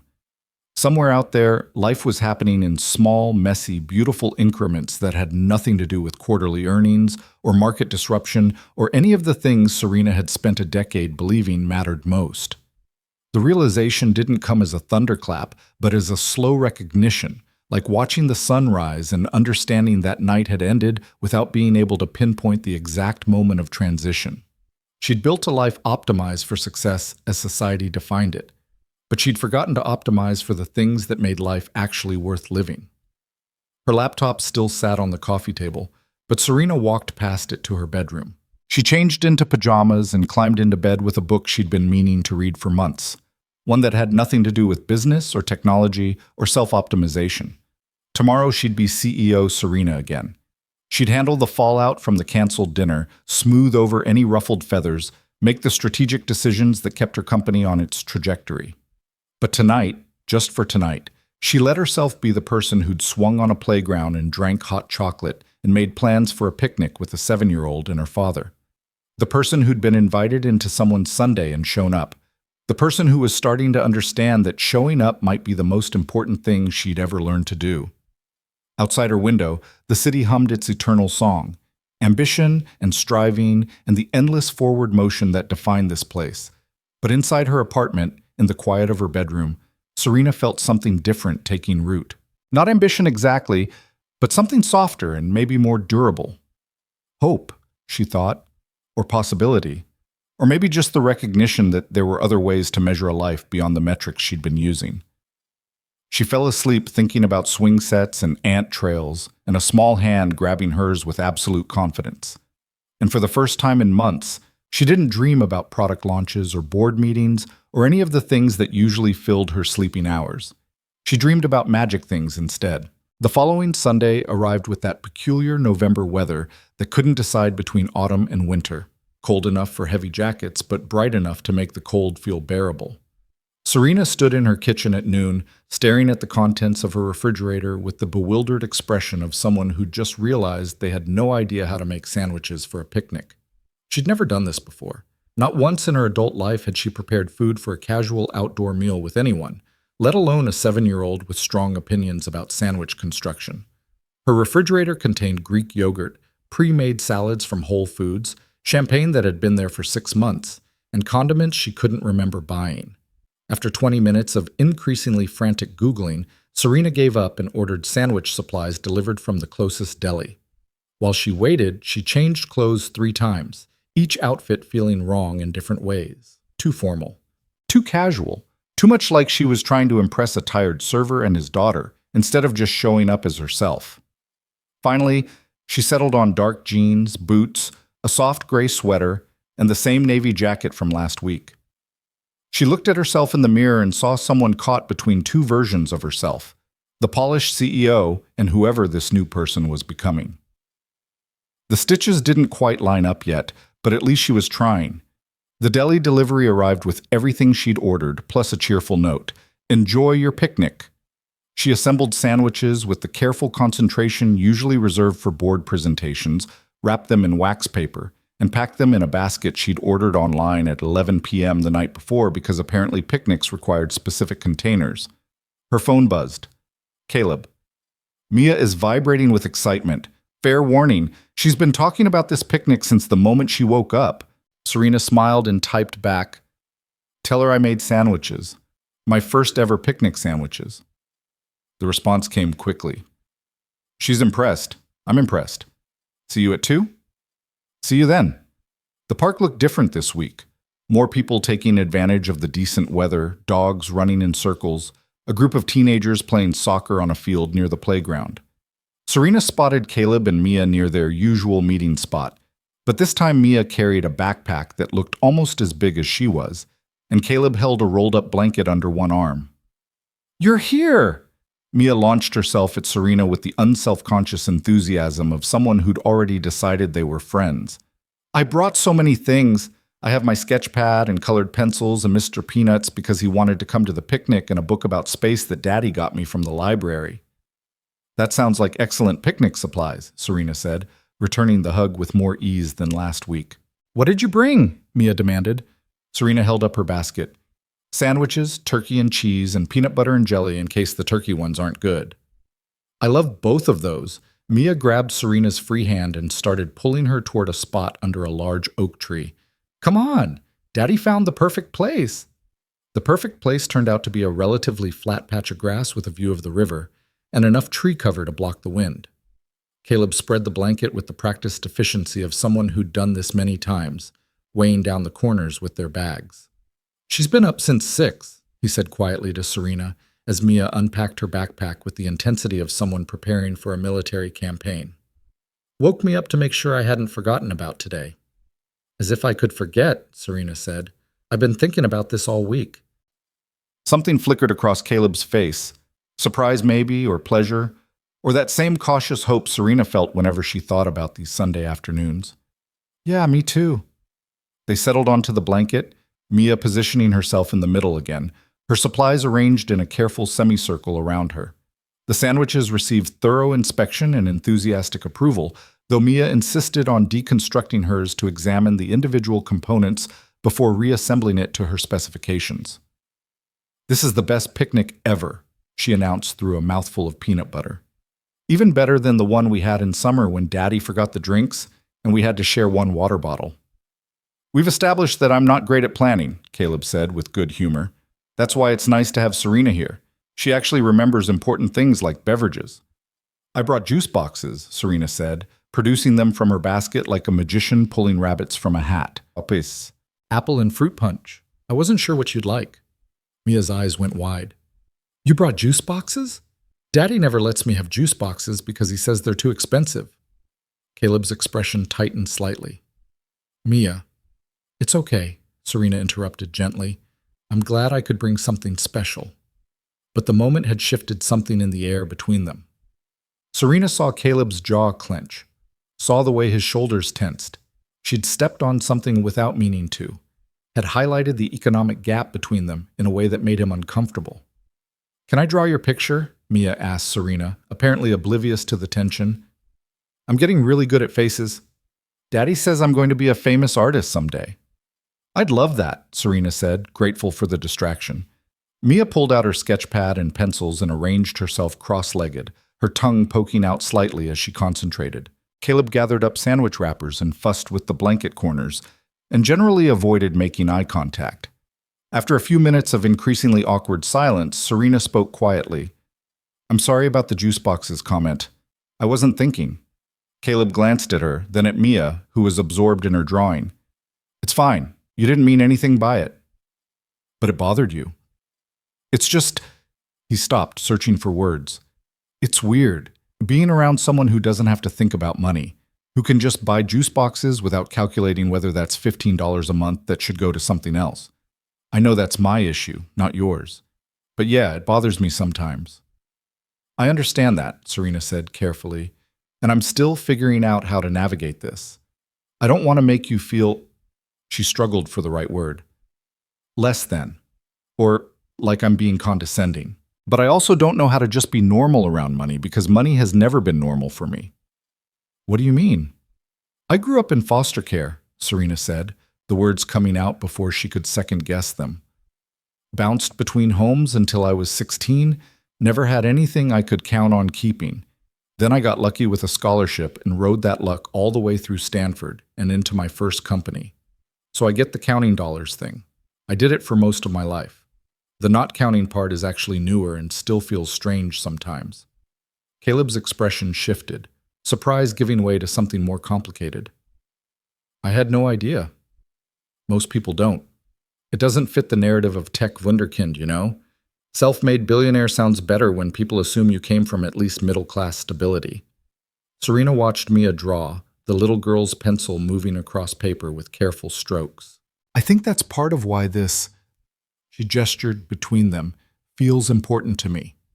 You see me as a person who needed help with a torn dress, not as a bank account or a networking opportunity. And that's rarer than you'd think. Done, Mia announced, holding up her sketchpad triumphantly. The drawing showed Serena in simplified form, dark hair, big smile, stick figure body wearing what was clearly meant to be her navy jacket. But what caught Serena's attention was the detail Mia had added. Small flowers drawn around the figure, and a speech bubble that said, "Nice lady." "That's beautiful," Serena said, her throat tight. "Can I take a picture of it?" "You can have the whole thing." Mia tore the page out carefully and handed it over. "I'll make Daddy one next so he doesn't feel left out." "I would never feel left out of your art," Caleb said, ruffling Mia's hair. "But I appreciate it anyway." They spent the next hour in a comfortable rotation between conversation and comfortable silence. Mia drew picture after picture, narrating elaborate stories about each one. Caleb stretched out on his back and pointed out cloud shapes. Serena found herself relaxing in ways she hadn't known she needed. The constant hum of anxiety that usually ran beneath her thoughts going quiet for stretches of minutes at a time. "What's that building?" Mia asked, pointing across the river at the New Jersey skyline. "I'm not sure," Serena admitted. "I've lived here for 6 years and I've never actually looked." 6 years and you don't know what you're looking at," Caleb's tone was teasing. "What have you been doing with your time?" "Working mostly, looking at screens instead of skylines." "That's sad," Mia pronounced with the blunt honesty of childhood. "You should look at things that aren't screens more often." "You're absolutely right," Serena agreed. "I should." A soccer ball landed near their blanket, followed by a teenager who jogged over apologetically. "Sorry about that," he said, scooping up the ball. "No problem," Caleb said easily. As the teenager ran back to his game, Mia stood up and stretched. "Can we go see the river? I want to look at the boats."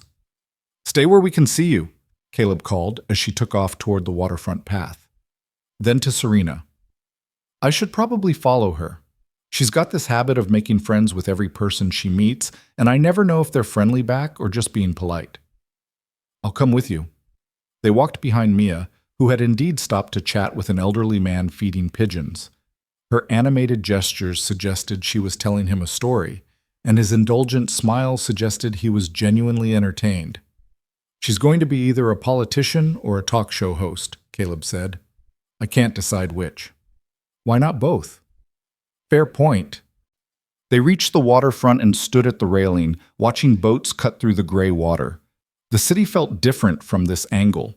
Still present, but less overwhelming, like you could see the edges of it instead of being swallowed by its center.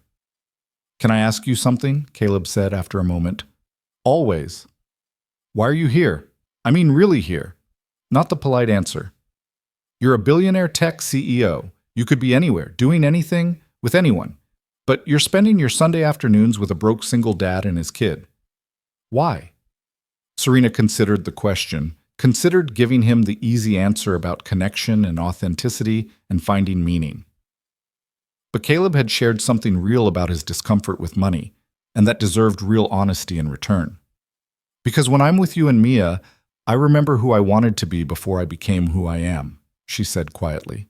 I built this entire life around proving I could survive, that I could be successful enough that no one could ever take anything from me again. And I did it. I'm more successful than I ever imagined. But somewhere along the way, I forgot that survival and living aren't the same thing. She turned to look at him. You asked me to help fix a dress, and you didn't want anything in return.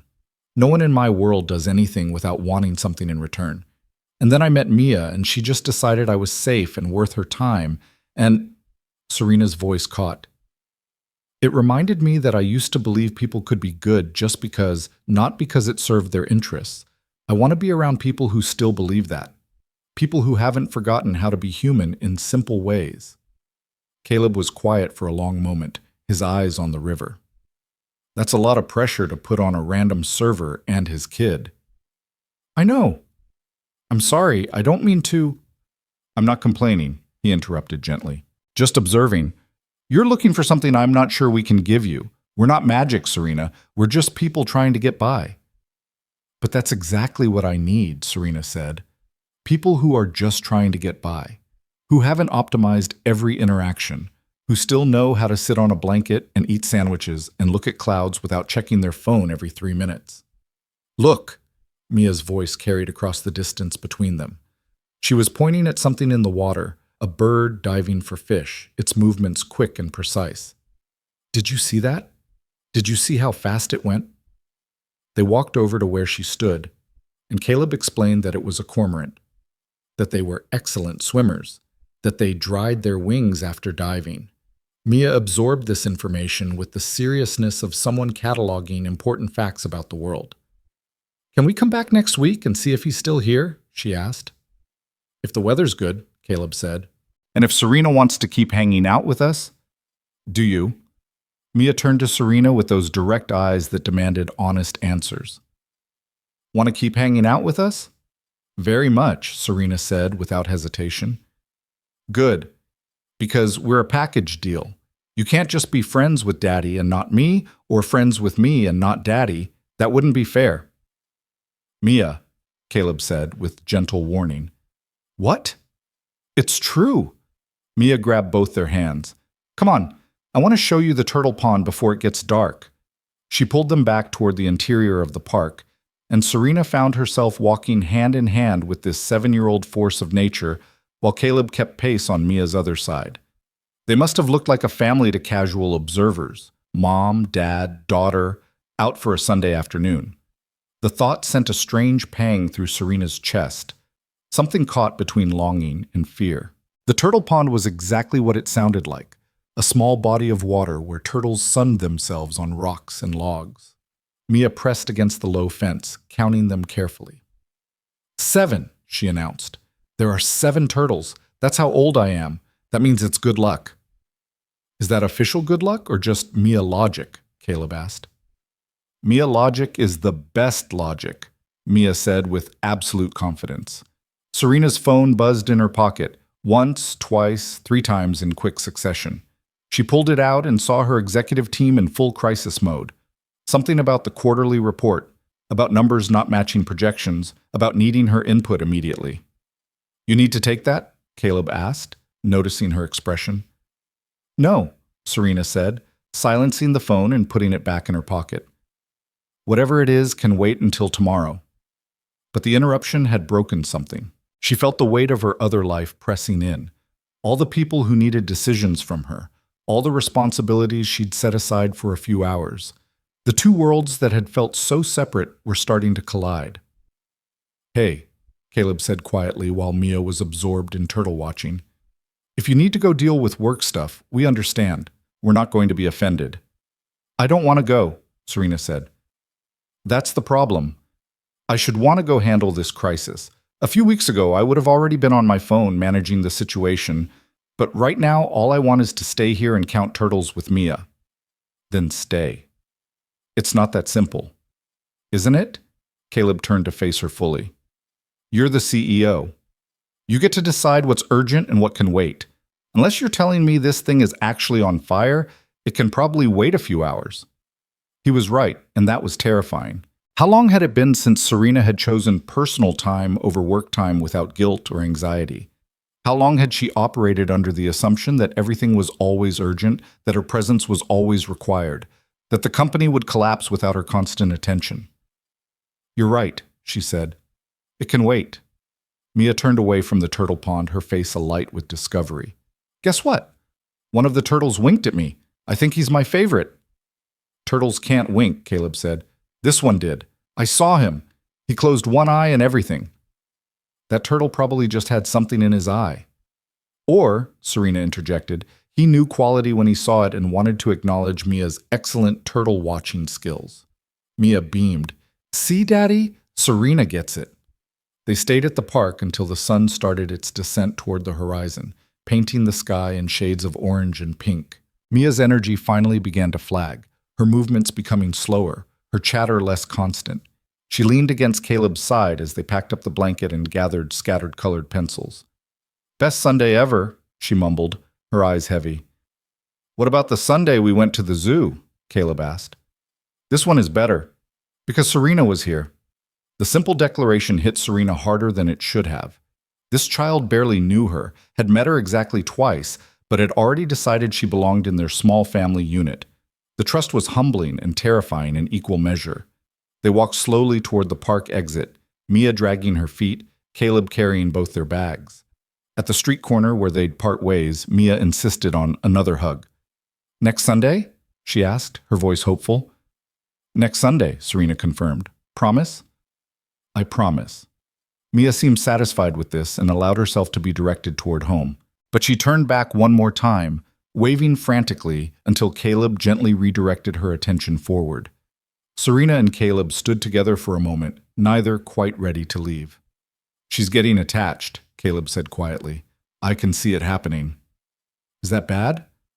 "I don't know yet. Depends on whether you stick around." His expression was serious, almost worried.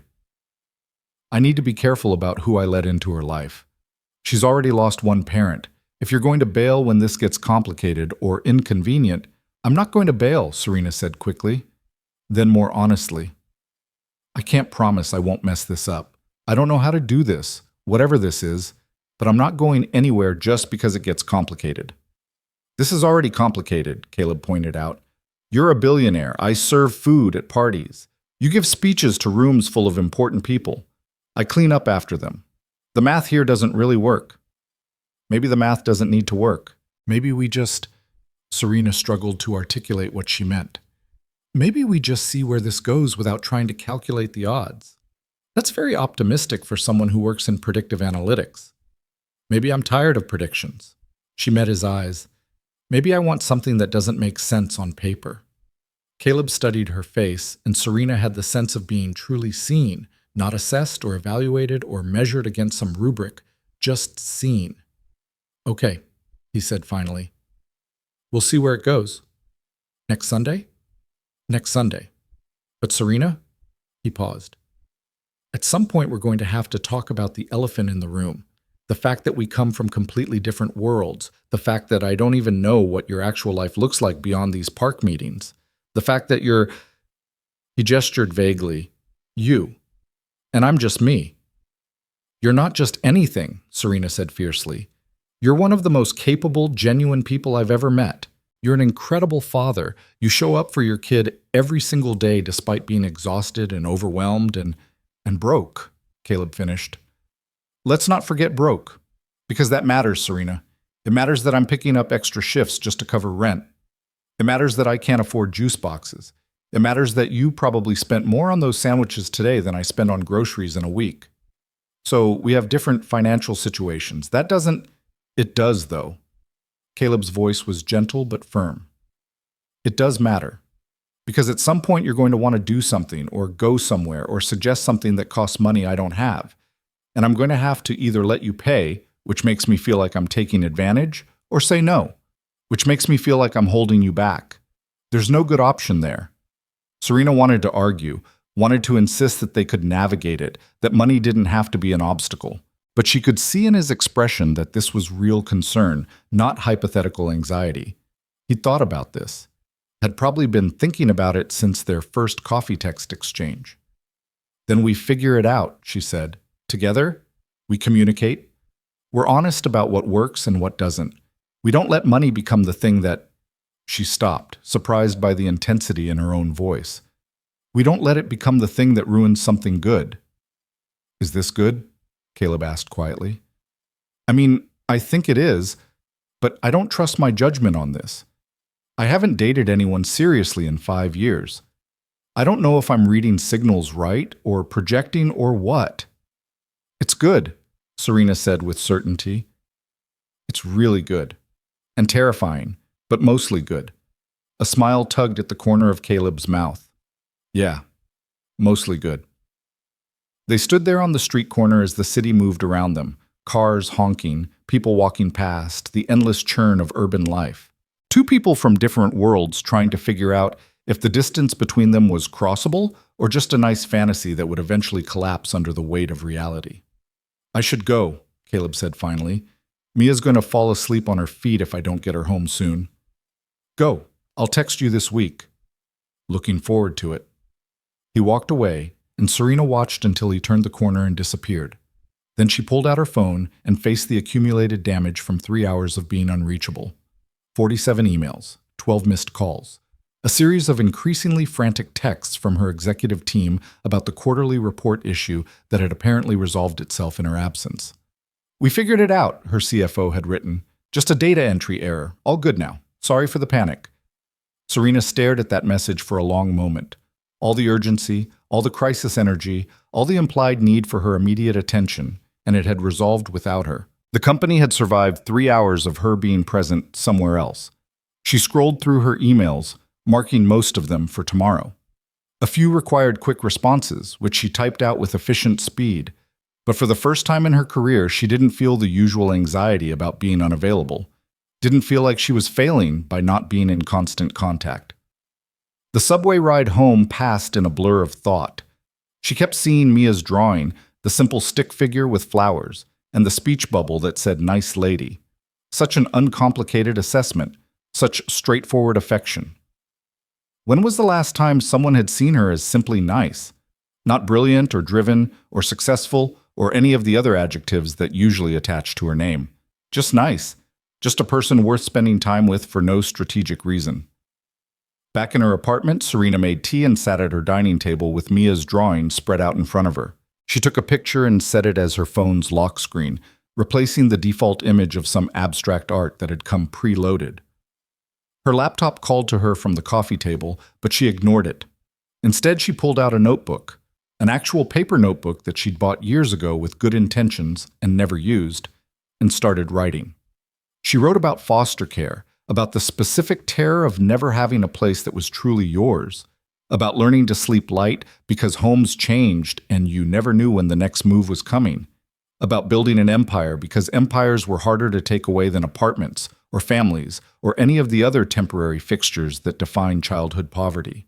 She wrote about the gala and the torn dress and meeting Caleb in that hallway, about how his competence had been so startling precisely because it came with no price tag, no expectation of reciprocity. She wrote about Mia's immediate trust, about swing sets and hot chocolate, and the strange gift of being adopted into someone else's Sunday routine. And she wrote about fear, about the growing certainty that what she was feeling for Caleb and Mia was becoming something she couldn't control or optimize or strategize around, something that required vulnerability and trust and all the things she'd spent her adult life learning to live without. The words poured out until her hand cramped and her tea went cold. When she finally stopped, she had 15 pages of raw honesty that she'd never show anyone, but that felt important to have externalized. Her phone buzzed with a text. Caleb. Home safely. Mia fell asleep in the car, and I had to carry her upstairs. She's clutching the drawing she made of me like it's precious cargo. Thanks for today. It meant a lot to both of us. Serena typed back. It meant a lot to me too. More than I know how to explain. You're doing fine at explaining. Better than fine, actually. I'm usually better with algorithms than emotions. Lucky for you, I'm fluent in both kids and feelings. Between the two of us, we might manage actual communication. Serena smiled at her phone. I'd like that. Me too. Sleep well, Serena. You too, Caleb. She sat there with her phone in her hand, rereading the exchange like a teenager analyzing every word for hidden meaning. This was absurd. She was a CEO who'd negotiated billion-dollar deals and faced down rooms full of skeptical investors. She shouldn't be getting butterflies over text messages from a server she'd known for 3 weeks. But she was. She absolutely was. And instead of that feeling wrong or inappropriate or like something to be managed and controlled, it felt like the first honest thing that had happened to her in years. Serena cleaned up her tea, put away her notebook, and got ready for bed. Tomorrow she'd go back to being the polished version of herself, the one who ran meetings and made decisions and embodied the success story everyone expected. But tonight, in the privacy of her apartment with Mia's drawing on her lock screen and Caleb's words in her message history, she let herself be someone simpler. Someone who'd spent a Sunday afternoon counting turtles and eating sandwiches and laughing at a 7-year-old's insistence that she'd been winked at by pond life. Someone who was starting to understand that the most valuable things couldn't be measured in quarterly reports or market valuations. Someone who was falling for a package deal and didn't want to stop the fall. The city lights glittered through her windows, and somewhere in those millions of illuminated rectangles, Caleb was probably collapsed on his couch after finally getting Mia into bed. Maybe he was thinking about today too. Maybe he was wondering if this could work, if the distance between their worlds was bridgeable or just a gap destined to swallow anything they tried to build. Serena didn't know the answer, but for the first time in her carefully planned life, she was okay with not knowing. She was okay with just seeing what happened next. The fourth Sunday arrived with rain, not the gentle misty kind that made the city look romantic, but the aggressive November downpour that sent people scrambling for awnings and turned the streets into rivers of gray water. Serena stood at her window watching the storm batter Manhattan and felt her phone buzz with the text she'd been half expecting. Rain check on the park? Literally? Caleb's message included a rain cloud emoji that Mia had probably insisted he add. Mia is devastated, but I'm not subjecting a 7-year-old to pneumonia for a picnic. Serena typed back quickly. Come to my place instead. I can order food. Mia can draw. We'll stay dry. The response took longer this time. She could almost see Caleb on the other end wrestling with the implications of that invitation. Finally, you sure? That's a big step from park meetings. I'm sure, unless you're not comfortable with it. It's not about comfort, it's about another pause. Okay, honestly, I'm nervous about Mia seeing how you live. She's 7. She doesn't understand wealth inequality. She's going to have questions I don't know how to answer. Serena's heart twisted. She'd been so focused on wanting to spend time with them that she hadn't thought through the logistics, the way her apartment would translate to a child who counted juice boxes as special treats. But backing down now felt wrong, like she was ashamed of having money or ashamed of them for not having it. Then we'll answer them together, she typed. And if it's too weird, we can leave and go somewhere else. But I'd really like to see you both today, rain and all. This time the response came quickly. Okay. Give me your address. We'll be there in an hour. Serena spent the next 45 minutes in a panic she hadn't experienced since her first investor pitch. She rushed through her apartment trying to see it through Mia's eyes, through Caleb's eyes. The floor-to-ceiling windows suddenly looked obscene. The minimalist furniture seemed cold and unwelcoming. The original artwork on the walls screamed money in ways she'd never noticed before. She couldn't change the apartment, but she could make it less intimidating. She pulled blankets and pillows onto the living room floor, creating a cozy space near the windows where they could sit and look out at the storm.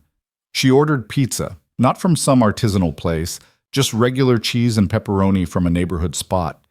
She put away the coffee table books about architecture and design, replacing them with nothing because she didn't own any other books. That realization stung more than it should have.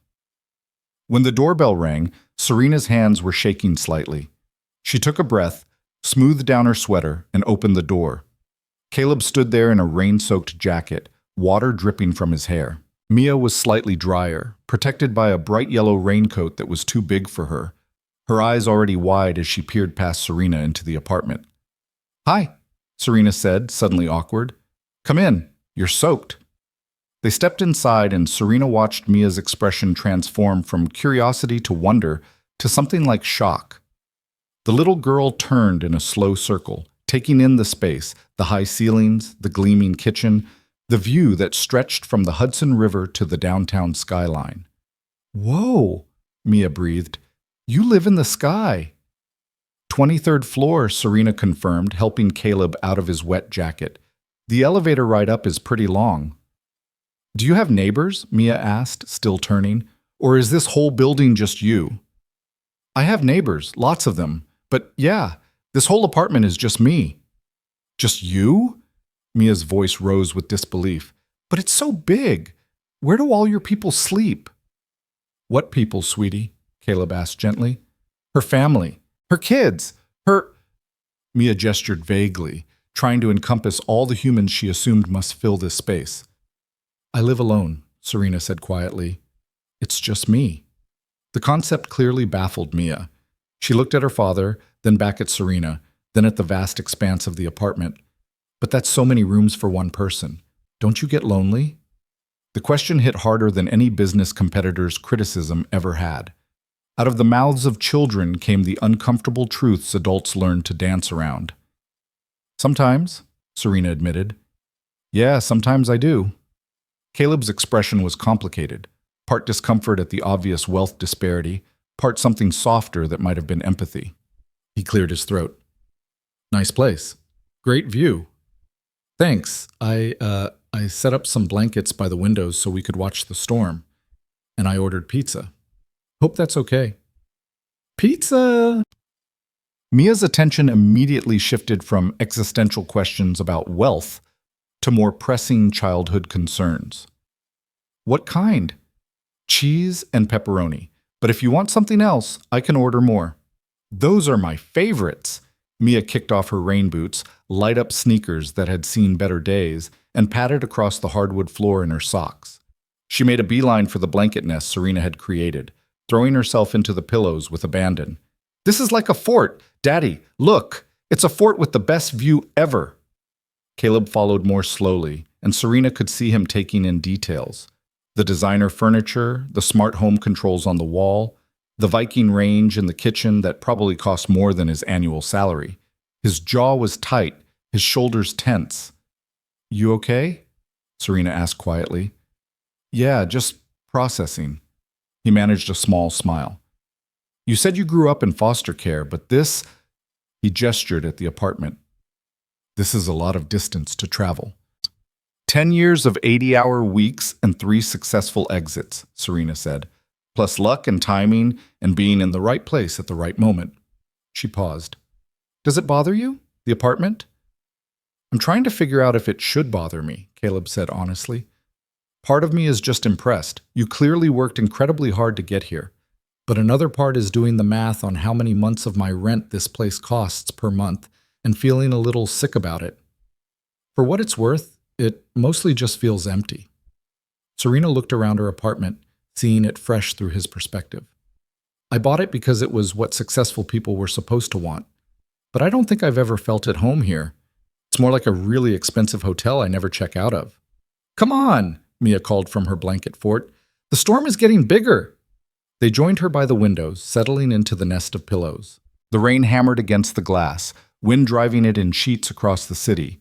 Lightning flickered in the distance, followed by the low rumble of thunder. Mia pressed her face against the window, enraptured. "Have you ever seen lightning from this high up?" she asked. "Not really," Serena admitted.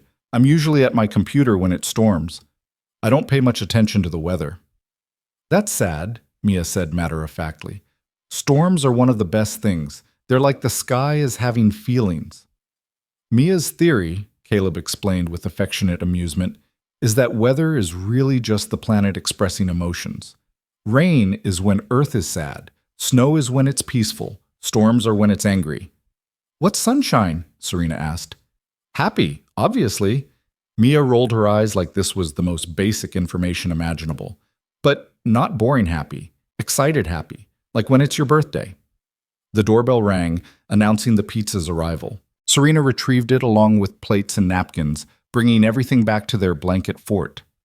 They ate sitting cross-legged on the floor, paper plates balanced on their knees, watching the storm rage outside while staying warm and dry inside. "This is the best rainy day ever," Mia declared through a mouthful of cheese.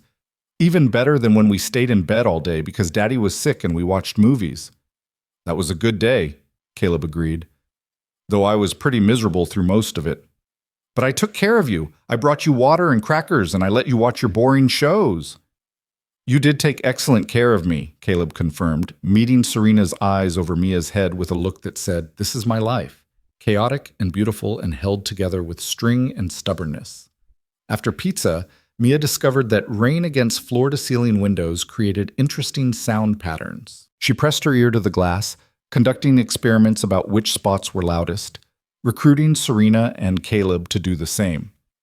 They spent 20 minutes like that, 3 people listening to rain like it was music, finding rhythms in the randomness. "Can I see the rest of your house?" Mia asked eventually, her curiosity no longer containable. Serena glanced at Caleb, who gave a small nod. "Sure. It's not that exciting, but I can give you the tour."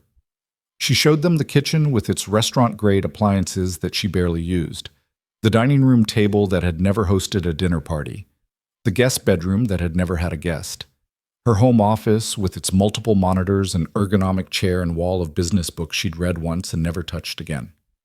"Where are your toys?" Mia asked, puzzled. "I don't have any toys." "Well, what about your kid stuff? Like your drawings and your stuffed animals and your old toys from when you were little?" "I didn't really have stuff like that," Serena said carefully.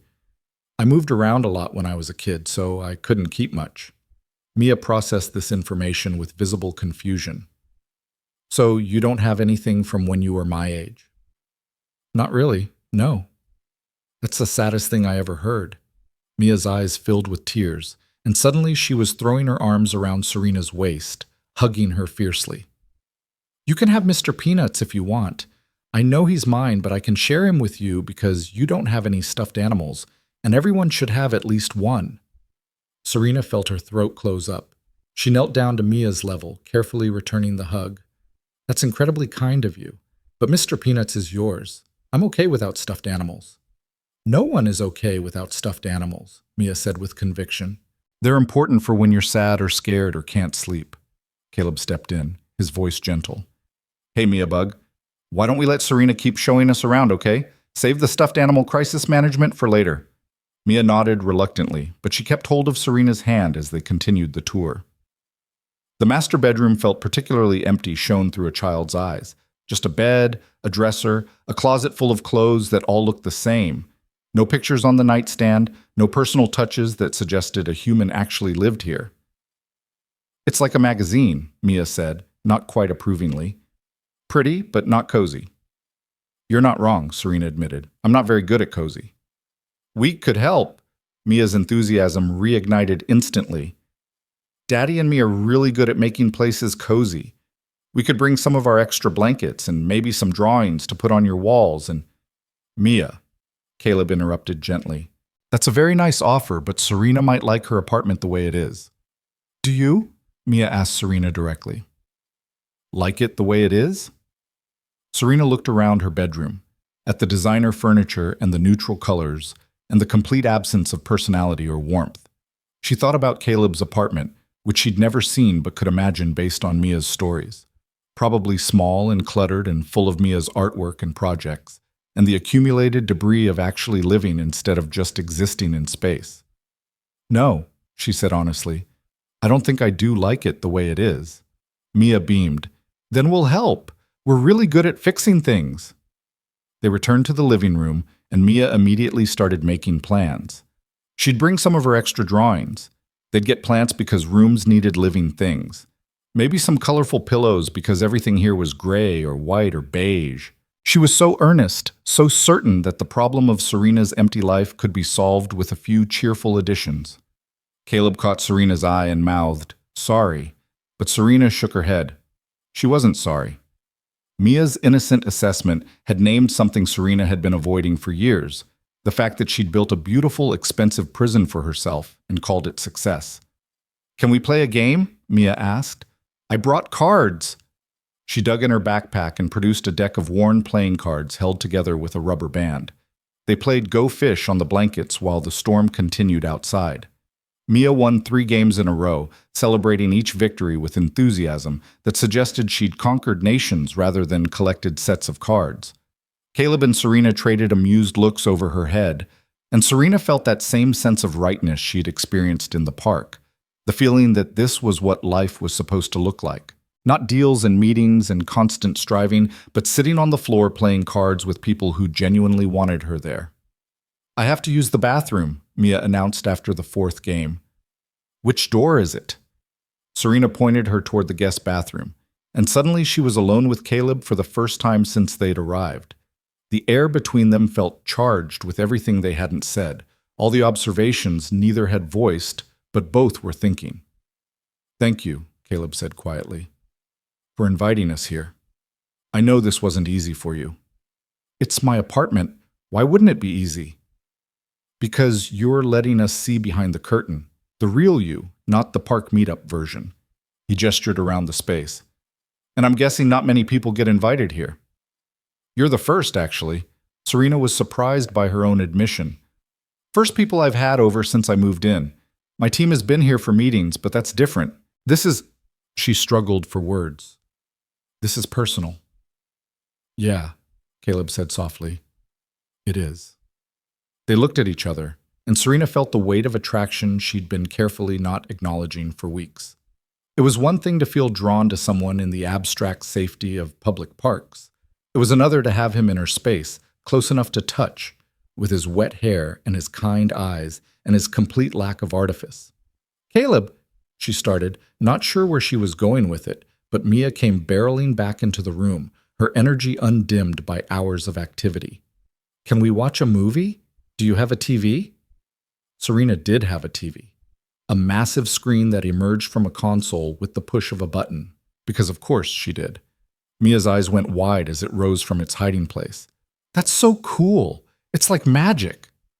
They scrolled through streaming options, and Mia chose an animated film about a girl who could talk to animals.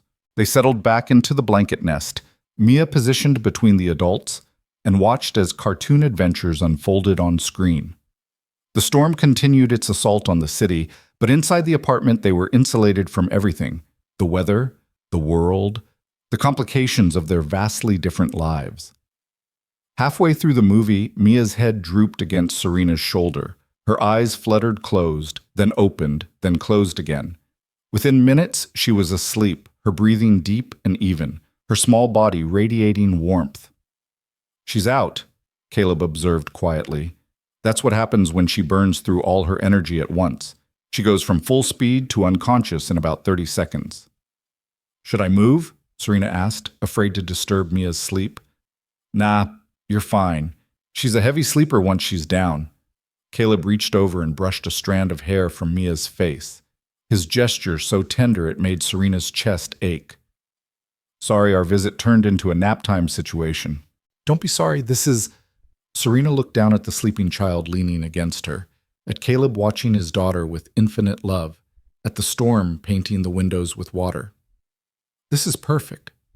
They sat in comfortable silence for a while, the movie playing but neither of them really watching.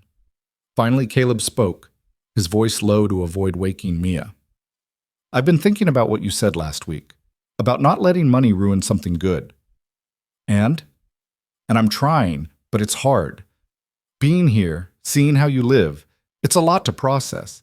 Not because I'm jealous or resentful, but because it highlights how different our worlds are.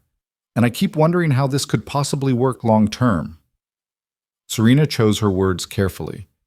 "I've been wondering the same thing, but then I think about how I feel when I'm with you and Mia, and nothing else has ever felt this right. So maybe the logistics don't matter as much as we think they do." "Logistics always matter," Caleb said. "They matter when you want to take Mia somewhere that costs money I don't have. They matter when your colleagues or friends want to meet me and I don't fit into that world. They matter when—" He stopped, shaking his head. "I'm sorry, I'm being negative." "No, you're being honest. That's different." Serena shifted slightly, careful not to disturb Mia. "I can't pretend to understand how this feels from your side, but I can tell you that I don't care about any of those logistics. I care about this—" She gestured to the three of them in the blanket fort. "About being with people who make me feel human again." Is that what we do? Caleb asked softly. Make you feel human? Yes, more than anyone has in years. They held each other's gaze, and Serena saw the moment Caleb made some internal decision. His expression shifted from worried to resolved, from holding back to leaning in. I need to tell you something, he said, and I need to say it now before I lose my nerve. Serena's heart rate picked up. Okay. I like you, not just as someone to hang out with on Sundays. I like you in the way that makes me check my phone too often and think about you when I should be focused on other things. And I know that's complicated because of who you are and who I am, and all the reasons this doesn't make sense on paper. But I needed to say it out loud because I'm tired of pretending this is just casual friendship. The confession hung in the air between them, brave and vulnerable. Serena felt her own walls crumbling, the careful distance she usually maintained with people dissolving in the face of Caleb's honesty. I like you too, she said quietly. More than like, maybe. And you're right, it's terrifying, but the alternative is going back to my empty apartment and my empty life and pretending I don't feel this. And I can't do that. I don't want to do that. So what do? We try. We figure it out as we go. We communicate when things are hard and celebrate when things are good.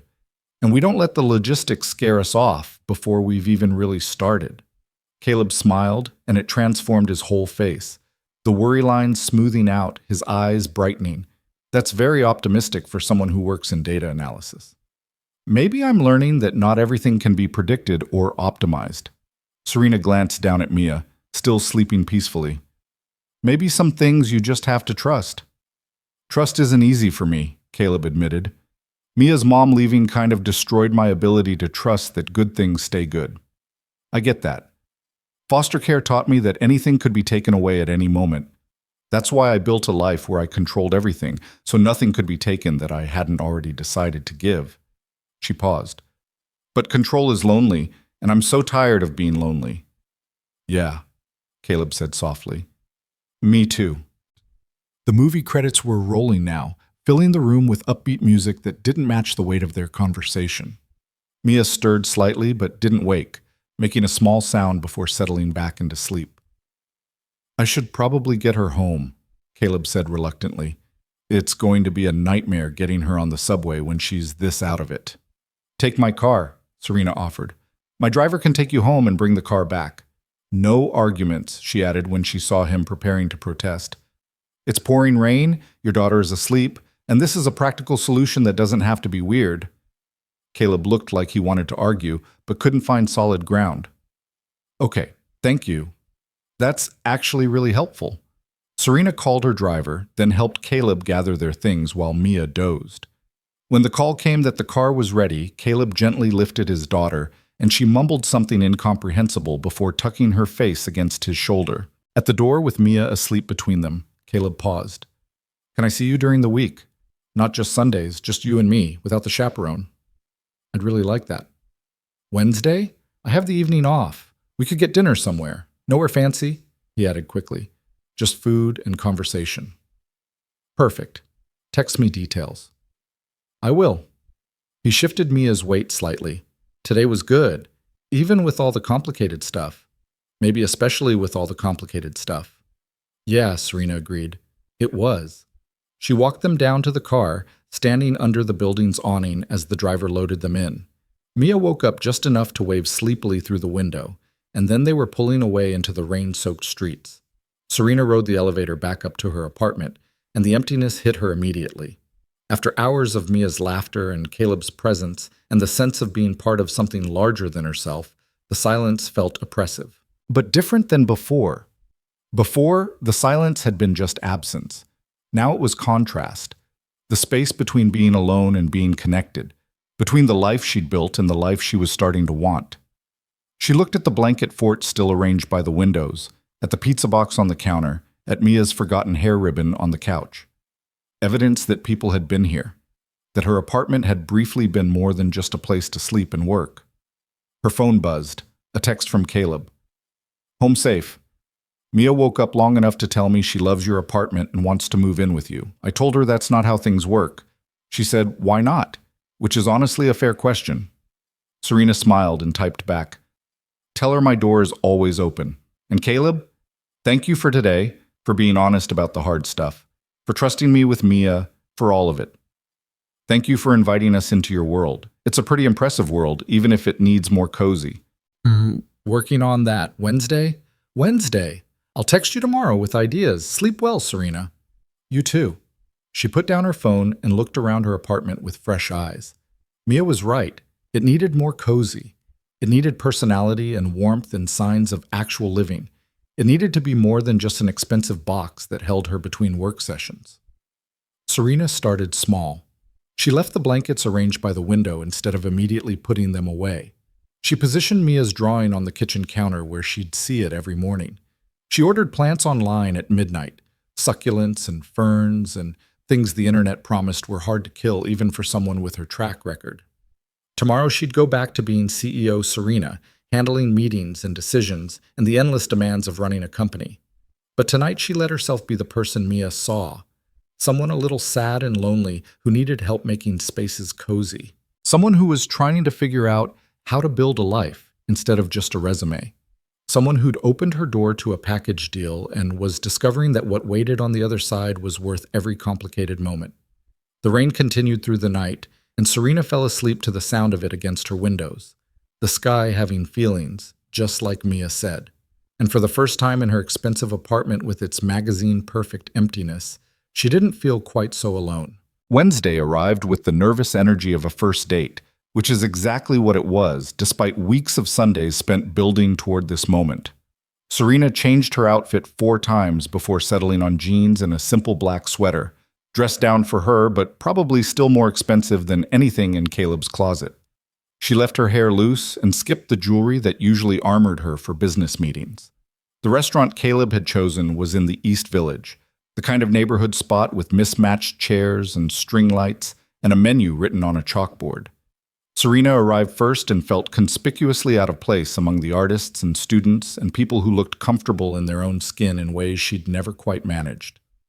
Then Caleb walked in, and everything else disappeared. He'd cleaned up, hair still damp from a recent shower, wearing dark jeans and a button-down shirt that looked new or at least carefully preserved. His eyes found her immediately, and the smile that crossed his face made her heart do something complicated in her chest. "Hey," he said, sliding into the seat across from her. "Sorry I'm late. Subway delays." "You're not late. I was early." Serena realized her hands were shaking slightly and tucked them under the table. "How's Mia?" "Already planning next Sunday's activities. She's decided we need to teach you how to make friendship bracelets because apparently that's a critical life skill you're missing." His expression was warm, fond. "She talks about you constantly now. You've become her favorite topic of conversation." "That's a lot of pressure. You're handling it pretty well so far." Caleb picked up the menu, then set it down again. "I'm nervous. Is that weird? We've spent hours together, but suddenly this feels different." "It is different," Serena said. "No 7-year-old buffer. Just us figuring out if this thing between us works without the chaperone." "And? Does it?" Serena looked at him across the small table, at the tiredness that never quite left his eyes but somehow made him more real rather than less attractive, at the careful way he held himself like someone used to making do with less than he needed, at the kindness that radiated from him like heat from a fire. "Yeah, I think it does." They ordered food, and conversation flowed more easily than Serena had expected. Caleb told stories about Mia's latest school adventures, about the parent-teacher conference where her teacher had described her as enthusiastically spirited, which was apparently code for talks too much. Serena shared carefully edited versions of her work challenges, translating the jargon into something that didn't require a business degree to understand. "Can I ask you something?" Caleb said as they waited for their entrees. "That night at the gala, when your dress ripped, were you planning to run away before I stopped you?" "Completely. I was going to hide in my apartment for a week and never show my face in public again." "What changed your mind?" Serena thought about that moment in the hallway, about Caleb's steady hands and simple offer of help. "You didn't treat it like a catastrophe. You just saw a problem that could be solved and you solved it. That changed everything. Made me realize that maybe disasters don't have to be defining moments. Maybe they're just opportunities to see who shows up with a sewing kit. That's very philosophical. I've had a lot of time to think about it. She paused as the waiter delivered their food. That night broke something open in me. Or maybe it broke something loose. I'd been running on autopilot for so long, I'd forgotten there were other ways to live. And now? Now I'm trying to figure out what living actually looks like when it's not just optimizing and achieving and climbing the next ladder. She met his eyes. You and Mia are teaching me that, probably faster than I'm comfortable with. Is that good or bad? Terrifying, but good. They ate and talked and laughed, and Serena felt herself relaxing in ways she rarely did. No performance required, no image to maintain, just conversation with someone who seemed genuinely interested in her thoughts rather than what she could do for them. Your turn, she said eventually. Ask me something real, something you've been wondering about. Caleb considered this, his expression turning serious. Okay, real question. Where do you see this going? Us, I mean. Because I need to know if I'm setting Mia up for heartbreak. She's already attached to you, and if this is just a temporary thing while you figure out what you want from life, I need to know now. The question was fair but hard. Serena took a breath, choosing her words carefully. I don't know exactly where this is going. I've never done this before. Dated someone, built something with another person, tried to merge my life with anyone else's. But I know I want to try. I know that what I feel for you is real, and what I feel for Mia is real. And I'm not looking for temporary. I'm looking for... She stopped, surprised by the truth of what she was about to say. I'm looking for family, for people who choose me not because of what I've achieved, but because of who I am. And I think maybe you and Mia could be that, if you'll let me try to be that for you too. Caleb's expression softened, but worry still lingered in his eyes. That's a beautiful answer. But Serena, I need you to understand what you're signing up for. Single dad life isn't glamorous. It's exhausting and complicated and full of moments where everything goes wrong at once. It's Mia getting sick the night before I have a double shift. It's school plays and homework battles and birthday parties with too many children and not enough supervision. It's a life that doesn't leave much room for the kind of luxury you're used to. I don't want luxury, Serena said quietly. I want real. I want messy and complicated and someone who needs me to show up not because I'm useful, but because I'm me. I've had luxury. It's empty. Okay. Caleb reached across the table and took her hand, his calloused fingers warm against hers. Then let's try. But we go slow for Mia's sake, and we're honest when things are hard. And if at any point this stops working, we're brave enough to say so before anyone gets hurt worse than necessary. Deal. They finished dinner and walked out into the November night.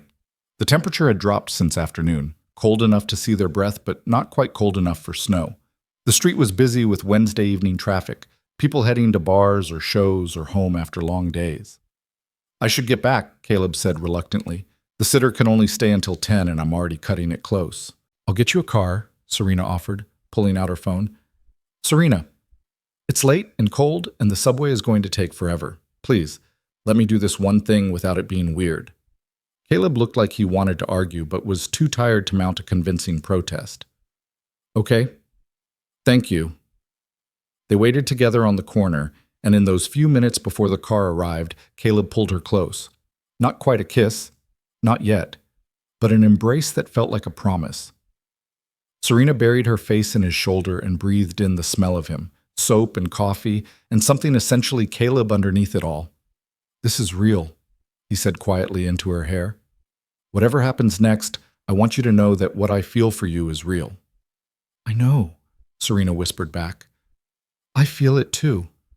The car pulled up and they separated reluctantly. Serena watched until the taillights disappeared into traffic, then started walking toward the subway. Her phone buzzed almost immediately. Caleb. Made it 3 blocks before Mia texted asking how the date went. She's demanding a full report.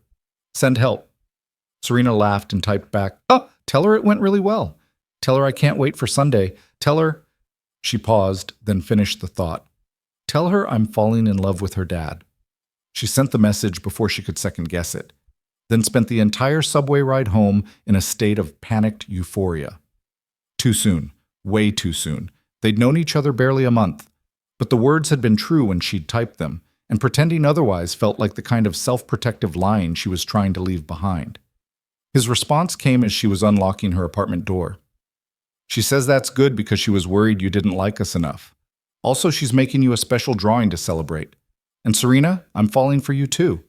Have been since you let a stranger sew your dress in a closet. Sleep well. Serena stood in her entryway, in her apartment that was slowly becoming less empty, with Mia's drawings on the walls and plants arriving daily and blankets still arranged by the window, and felt something she hadn't experienced in longer than she could remember. Not happiness exactly, though there was that. Not contentment, though that too. What she felt was hope. The bone-deep certainty that she was building towards something good instead of just running away from something bad. The next 2 weeks passed in a blur of stolen moments and careful integration. Wednesday dinners became a regular thing. Sunday park visits expanded to include museums and ice skating, and once, memorably, a disastrous attempt at making cookies in Serena's pristine kitchen that resulted in flour everywhere, and smoke alarms shrieking and Mia declaring it the best day ever. Serena met Caleb's small circle of friends, other service industry workers with kids and complicated lives and a mutual support system built from necessity. They were welcoming but cautious, clearly protective of Caleb and suspicious of this wealthy woman who'd suddenly appeared in his life. She couldn't blame them. She'd be suspicious too. She tried to introduce Caleb to her world once, brought him as her +1 to a company holiday party, and it was a disaster. Her colleagues didn't know what to make of him, their questions dripping with condescension disguised as interest. Caleb held his own with impressive grace, but she could see the tension in his shoulders, the way he retreated into himself when people asked what he did for work. "I'm sorry," she said afterward in the car, taking them home. "That was awful." "It's fine. I knew what I was signing up for." "It's not fine. They were rude." They were curious about why their CEO is dating the help. His voice was matter-of-fact rather than bitter, which somehow made it worse. Can't really blame them. "I can absolutely blame them," Serena said fiercely. "And I will. That kind of classist nonsense is exactly what I hate about that world." "Then why do you stay in it?" The question stopped her cold. Why did she stay? Because it was what she'd built? Because walking away felt like admitting failure? Because she didn't know who she was without the title and the company and the constant striving? "I don't know," she admitted. "But I'm starting to think maybe I shouldn't." That conversation stayed with her through December's increasing cold and holiday chaos. She found herself questioning everything. The late nights at the office that took her away from Caleb and Mia, the business trips that felt less important than they once had, the constant pressure to grow and scale and achieve more when she already had more than she'd ever dreamed of. 3 days before Christmas, Mia asked Serena to help her pick out a present for Caleb. They spent an afternoon wandering through stores, Mia's small hand in Serena's, discussing the relative merits of various gifts that cost less than $10, because that was Mia's budget from saved allowance and occasional tooth fairy visits. "What about this?"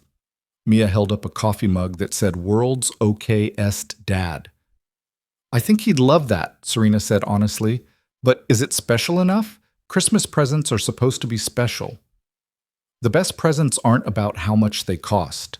They're about showing someone you know them and you pay attention to what matters to them. Serena crouched down to Mia's eye level. "Your dad loves coffee, he loves humor, and he loves that you're thoughtful enough to save your money to buy him something. That mug is perfect." Mia's face brightened. "Okay, I'll get it. And I'm going to draw him a card with both of us in it, me and you and him. Like a family." The word hit Serena in the chest. Family. When had that happened? When had this gone from casual Sundays to something that looked and felt and operated like family? "I'd like that," Serena said softly. "I'd like to be in your family drawing." They bought the mug and hot chocolate on the way home, and Mia chattered about Christmas plans, how she and Caleb always made pancakes for breakfast and watched movies in their pajamas, and didn't do anything fancy because fancy wasn't the point. The point was being together. That evening, after Serena had delivered Mia back to Caleb's apartment building and was heading home, she got a call from her executive team. Crisis mode. A major client was threatening to walk, taking millions in annual revenue with them. They needed her input immediately. They needed a meeting tonight. Serena stood on the subway platform and felt the familiar pull of work, of responsibility, of the life she'd built that depended on her constant attention. Then she thought about pancakes and movies and Mia's drawing that would include all three of them like a family. She typed out a message to her team. "Handle it without me. That's what I pay you for. If you can't solve it, we'll regroup after the holidays." Then she turned off her phone entirely and headed back to Caleb's neighborhood. She texted him from a bodega where she was buying ingredients. "Can I come over? I want to try making dinner with you and Mia. Real dinner, from scratch. I'll probably burn things, but I want to try." His response was immediate. "Door's always open. Mia just asked if you were coming back. She'll be thrilled. Fair warning, our place is tiny and messy and nothing like yours." "Perfect. See you in 20. Caleb's apartment was indeed tiny, a one-bedroom in an older building where he'd given Mia the bedroom and slept on a pull-out couch in the living room. But it was warm and lived in, with Mia's artwork covering every available wall space and photographs documenting her journey from infant to 7-year-old. It smelled like home in ways Serena's expensive apartment never had, lived in and loved in and fully inhabited by people who made it their own. Mia greeted her arrival with a tackle hug that nearly knocked her over. "You came back. Are you staying for dinner? Are we cooking? Can I help?" "Yes to all of those," Serena said, laughing. "I bought ingredients for spaghetti. I figured that was hard to mess up." "Oh, you'd be surprised," Caleb said with amusement. "But I appreciate the optimism." Well, they cooked together in Caleb's postage stamp kitchen, Mia on a step stool helping stir sauce, Caleb handling the pasta, Serena chopping vegetables with the focused intensity of someone who didn't cook often and wanted desperately not to fail. They bumped into each other constantly, laughed at mistakes, and somehow produced a meal that was actually edible. Sitting around Caleb's small table, eating spaghetti off mismatched plates while Mia narrated the entire plot of her current favorite movie, Serena felt something click into place. This was it. This was what she'd been searching for without knowing it. Not perfection, not luxury, not achievement. Just this. Just people choosing each other, showing up for each other, building something together from ordinary moments and genuine connection. "I have to tell you something," she said after dinner, after Mia had been convinced to get ready for bed and was brushing her teeth in the bathroom. "I've been thinking about this a lot, and I need to say it out loud before I lose my nerve." Caleb's expression turned wary. "That's usually how breakup speeches start." "Not a breakup speech. Promise." Serena took a breath. "I'm going to step back from my company. Not quit entirely, but transition to a board role instead of CEO. Hand over the day-to-day operations to my executive team and just be involved in big-picture decisions." Caleb stared at her. "That's huge. Are you sure?" "I'm sure. I've spent 10 years building something I'm proud of, but somewhere along the way I forgot that companies are supposed to serve your life, not be your life. And I want a life. I want time for Wednesday dinners and Sunday adventures and helping with homework. I want to be present for the people I care about instead of always being on my phone managing the next crisis." "Serena, you can't make that decision because of me. Because of us. That's too much pressure. And if things don't work out, I'm not making it because of you," she interrupted gently. "I'm making it because of me. Because I finally figured out what I actually want. And it's not more success or more money or more of anything I already have. It's this. It's people who see me as more than my achievements. It's being part of something that matters in ways quarterly reports don't measure." Caleb was quiet for a long moment, his expression complex. "That's terrifying and brave, and I don't know what to say except, don't do it unless you're certain. Don't blow up your life for a relationship that's barely 2 months old." "It's not for the relationship," Serena insisted. "It's for me. The relationship just helped me see what I was missing." She reached across the small couch that separated them and took his hand. "But I won't lie. Knowing I could have more time with you and Mia definitely makes the decision easier." "Daddy?" Mia appeared in the doorway in unicorn pajamas, holding Mr. Peanuts. "Can Serena read me a story? Please?" Caleb looked at Serena, a question in his eyes. She nodded. "Go ahead," he said. "I'll clean up the kitchen." Serena followed Mia into her small bedroom, walls covered in drawings and glow-in-the-dark stars on the ceiling and every surface cluttered with the treasures of childhood. Mia climbed into bed and patted the space next to her. "This one," she said, handing Serena a well-worn picture book about a girl who befriended a dragon. Serena read slowly, tripping over some of the rhythm, but getting better as she went. Mia leaned against her side, warm and sleepy, occasionally interjecting commentary about the illustrations. When the story ended, Mia didn't let her go. "Serena?" Her voice was small, uncertain. "Are you going to stay? Like, forever stay?" Serena struggled to answer honestly without making promises she couldn't guarantee. "I'm going to try very hard to stay. Your dad and I are figuring things out, but I care about you so much, both of you." "Good. Because I love you." Mia said it simply, the way children do, without self-consciousness or fear of rejection. "And I want you to be part of our family. Is that okay?" Serena's throat closed up. "Yeah, sweetie, that's okay. That's more than okay.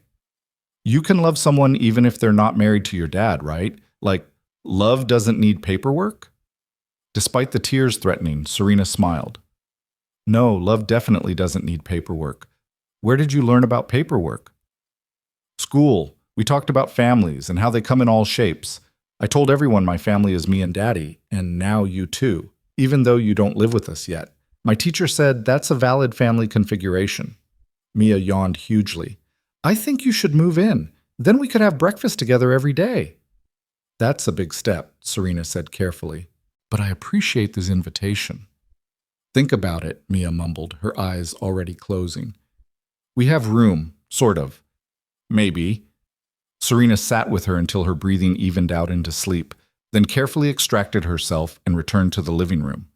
Caleb had finished the dishes and was sitting on the couch looking exhausted and thoughtful. "She invited me to move in," Serena said, sitting down next to him. Very casually, like she was suggesting a play date. "That's Mia. No concept of conventional timelines." Caleb smiled slightly. "For the record, I wouldn't say no to that idea. Eventually, when we're ready." "Yeah? Yeah. This apartment is too small for all three of us, and your apartment is big enough but completely lacking in cozy. Maybe we could find something in between. Someday. When this stops feeling quite so terrifying." "I like the sound of someday," Serena said softly. They sat together in comfortable silence, Caleb's arm around her shoulders, the small apartment quiet except for the ambient noise of the building and the city beyond. Serena thought about the distance she'd traveled from that gala night, from the woman whose dress had ripped to the woman sitting in a tiny apartment feeling more at home than she'd ever felt in her Tribeca high-rise. "Thank you," she said quietly. "For what?" "For fixing my dress. For answering my coffee invitation. For letting me into your Sundays and your life and your daughter's heart. For showing me what I was missing." "You did that yourself," Caleb said. "You just needed someone to point out the door. You're the one who walked through it." Christmas came 2 days later, and Serena spent it exactly as Mia had described. Pancakes for breakfast, movies in pajamas, and absolutely nothing fancy. She gave Mia art supplies and books, and a stuffed elephant named Mrs. Peanuts to keep Mr. Peanuts company. She gave Caleb a new chef's knife because his current one was held together with electrical tape and hope, and a framed photograph she'd taken of him and Mia at the park, both of them caught mid-laugh, backlit by autumn sun. They gave her a bracelet Mia had made from colorful beads, each one apparently representing something important: blue for loyalty, green for growth, yellow for happiness, red for love. And Caleb gave her a small box that contained not jewelry or anything expensive, but his apartment key. "In case you want to stop by," he said, watching her reaction carefully. "In case you want somewhere to go that isn't just yours. In case you want to keep building toward that someday we talked about." Serena held the key like it was made of something precious, which, in all the ways that mattered, it was. 3 months later, on a Sunday afternoon in early spring when the park was exploding with cherry blossoms and new life, Caleb asked Serena to marry him. Not with a ring or a grand gesture or anything that resembled the proposals she'd occasionally imagined in her most private moments. He asked while they were sitting on their usual blanket, Mia building fairy houses out of sticks and flowers a few feet away, the question tumbling out like he'd been holding it too long and finally had to let it free. "Marry me. Not now. I need to save up for a ring and do this properly." But someday, when we're ready, say you'll marry me and we'll figure out the rest as we go." Serena looked at him, at this man who'd stepped into a hallway with a sewing kit and changed everything, who'd shown her that success was less about what you achieved and more about who you showed up for, who'd given her a place in his life and his heart and his daughter's world without asking for anything except her honest presence. "Yes," she said without hesitation. "Yes to someday. Yes to figuring it out as we go. Yes to all of it." Mia, who'd apparently been eavesdropping despite her apparent focus on fairy architecture, came running over and threw herself into both their laps. "Are we getting married, all three of us? Can I wear a sparkly dress? Can we have cake?" "Yes to all of those," Caleb said, laughing as he wrapped his arms around both of them. "Especially the cake." They picked a date 6 months out, enough time to plan, but not so far that the waiting felt endless. They kept it simple because simple was what they were building. A ceremony in the same park where they'd spent so many Sundays, with Mia as both flower girl and junior officiant because she'd insisted on having an important job, followed by a reception at a community center decorated with Mia's artwork and string lights, and all the cozy their combined efforts could muster. Serena's business colleagues came, awkward in their casual wear and uncertain how to relate to Caleb's friends from the service industry. Caleb's small circle showed up in their best clothes, bringing covered dishes and genuine joy. Mia ran between groups like a tiny ambassador, forcing connections through sheer enthusiastic willpower. The ceremony itself was brief and honest. They exchanged vows they'd written themselves, Caleb promising to keep sewing her torn places back together, Serena promising to keep showing up even when things got messy, both of them promising Mia that they were a family now, official and forever. When they kissed, Mia cheered so loudly that several people jumped, and when they walked back down the makeshift aisle with Mia between them, each holding one of her hands, Serena felt the same thing she'd felt that first Sunday in the park, this bone-deep rightness that couldn't be quantified or optimized or measured against any success metric except the one that mattered most. The reception was chaos in the best possible way. Too many people in too small a space, music someone had curated from a playlist that lurched between genres, speeches that ranged from heartfelt to hilariously embarrassing. At some point, Serena found herself dancing with Caleb while Mia executed dramatic spins nearby, her sparkly dress catching the lights. "No regrets?" Caleb asked, pulling her close. "Not a single one," Serena said honestly. "You? Are you kidding? I married a billionaire who thinks my burned pancakes are gourmet cuisine. I'm living the dream." "Former billionaire," Serena corrected, current board member and aspiring full-time stepmom who's still not sure how to braid hair but is willing to learn. "That's very specific." "Mia made me promise to learn hair braiding. Something about friendship bracelets being step 1 and complex braiding being the advanced course." Serena rested her head against his shoulder. "I have no idea what I'm doing. Being a wife, being a parent figure, building a life that's about more than just work. I'm making it up as I go." "That's what everyone does," Caleb said gently. "We're all just making it up and hoping we get more right than wrong. But you know what? You're doing great. Mia loves you, I love you, and every day you show up and try. That's all any of us can do." Mia crashed into them, demanding they both spin her at the same time. They obliged, lifting her between them until she was airborne and giggling, her sparkly dress a blur of sequins and joy. Later, much later, when the reception had wound down and they'd changed out of their wedding clothes into something more comfortable, the three of them returned to the park. Not for any particular reason except that it felt right, to end the day where so much had begun, to sit on their blanket one more time as an official family. "This is where you guys had your first date," Mia said, sprawling across both their laps. "Right here.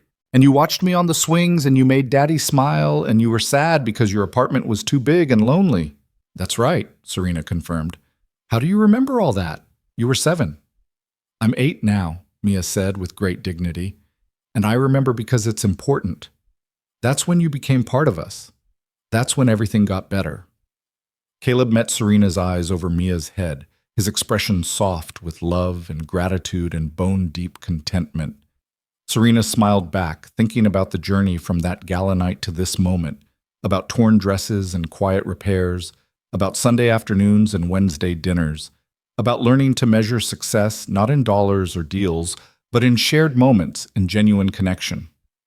Can we come back here every Sunday? Mia asked. Even now that you live with us? Even now that we're married and everything? Even now, Serena promised. This is our spot. We can come back whenever we want. Good, because this is where magic things happen. Mia yawned hugely. Like in my dreams. Remember, Daddy? When I said magic things are better than real things, but this is both.